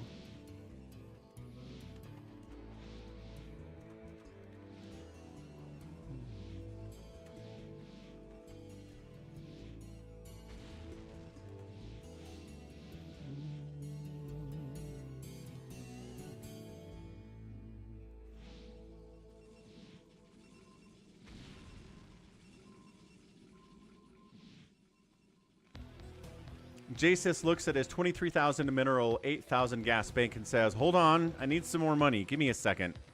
Got to expand a couple more times real fast. Got to take this base too. Yeah, these center bases are really surprisingly still pretty intact considering we're at 39 minutes. Players did not really have much time to work at them today. This is the lowest econ one because Jericho did have it for a while.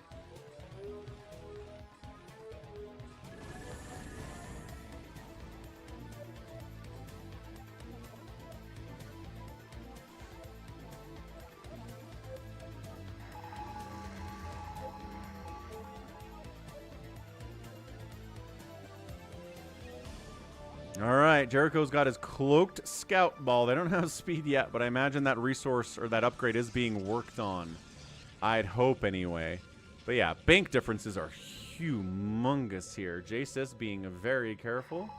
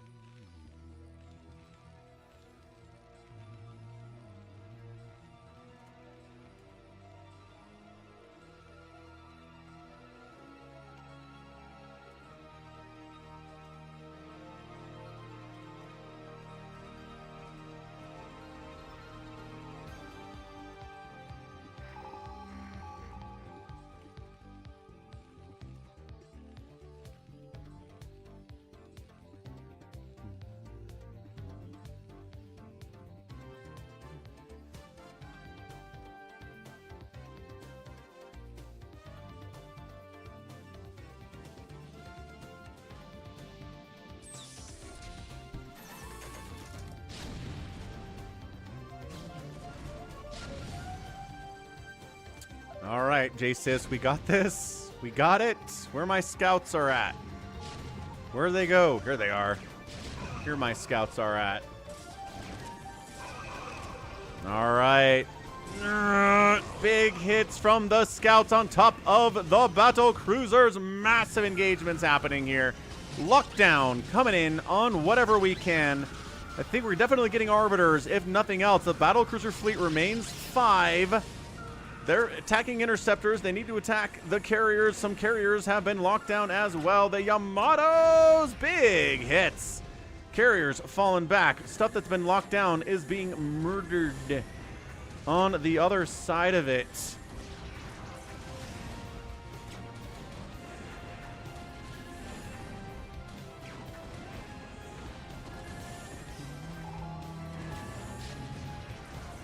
Hmm, 99 to 136 supply.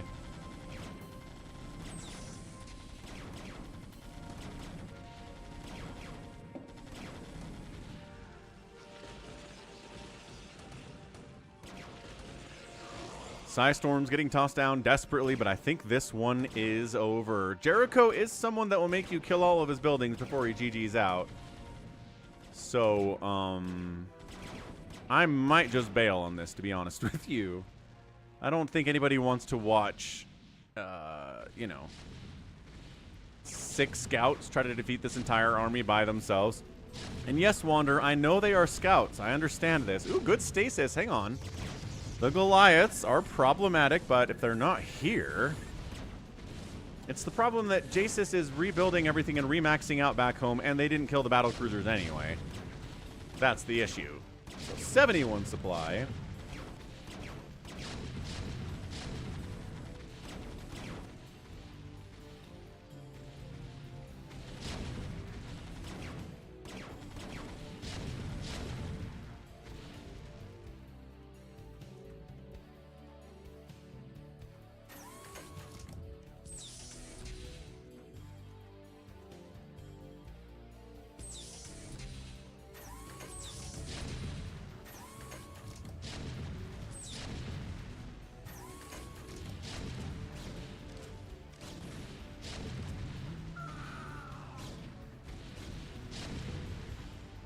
We trying to get a nuke off or something? What are we doing here, folks? Yeah, and Jericho doesn't have any income either, so... These carriers are attacking G22?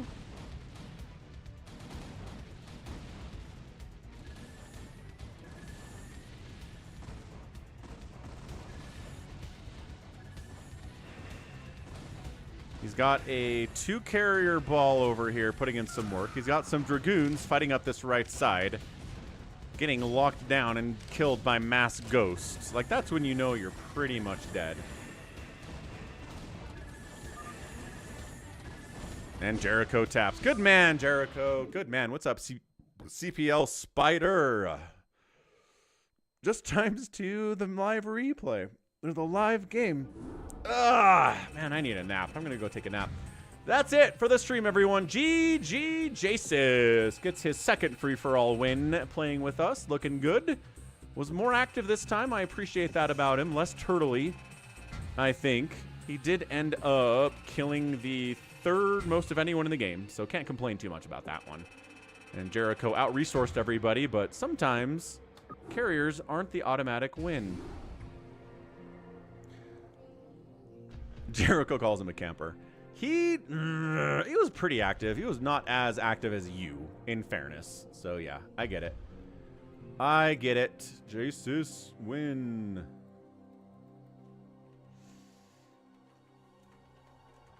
Okay, let's start a raid. And again, thanks to all the support we got today. I think we already called everybody out. But, like, extra super special thanks to Bjorn Buttinger for the $20 chat. Well, it's $20 donation. Out at PayPal at falconpaladin@gmail.com. Appreciate it, Bjorn. You are the greatest. Let's give a raid out to somebody that we're following today. And who's playing the Brood War? Minehold. Maybe Minehold. It might have to be him. Mouse and keyboard training for the whole month. Sounds good. Okay, let's start that raid. That's going to be it for me. Again, love y'all. Thanks. Yeah, looks like we fixed the microphone issue, at least for the time being. So that's good. And love ya. Catch ya. And until Thursday, goodbye.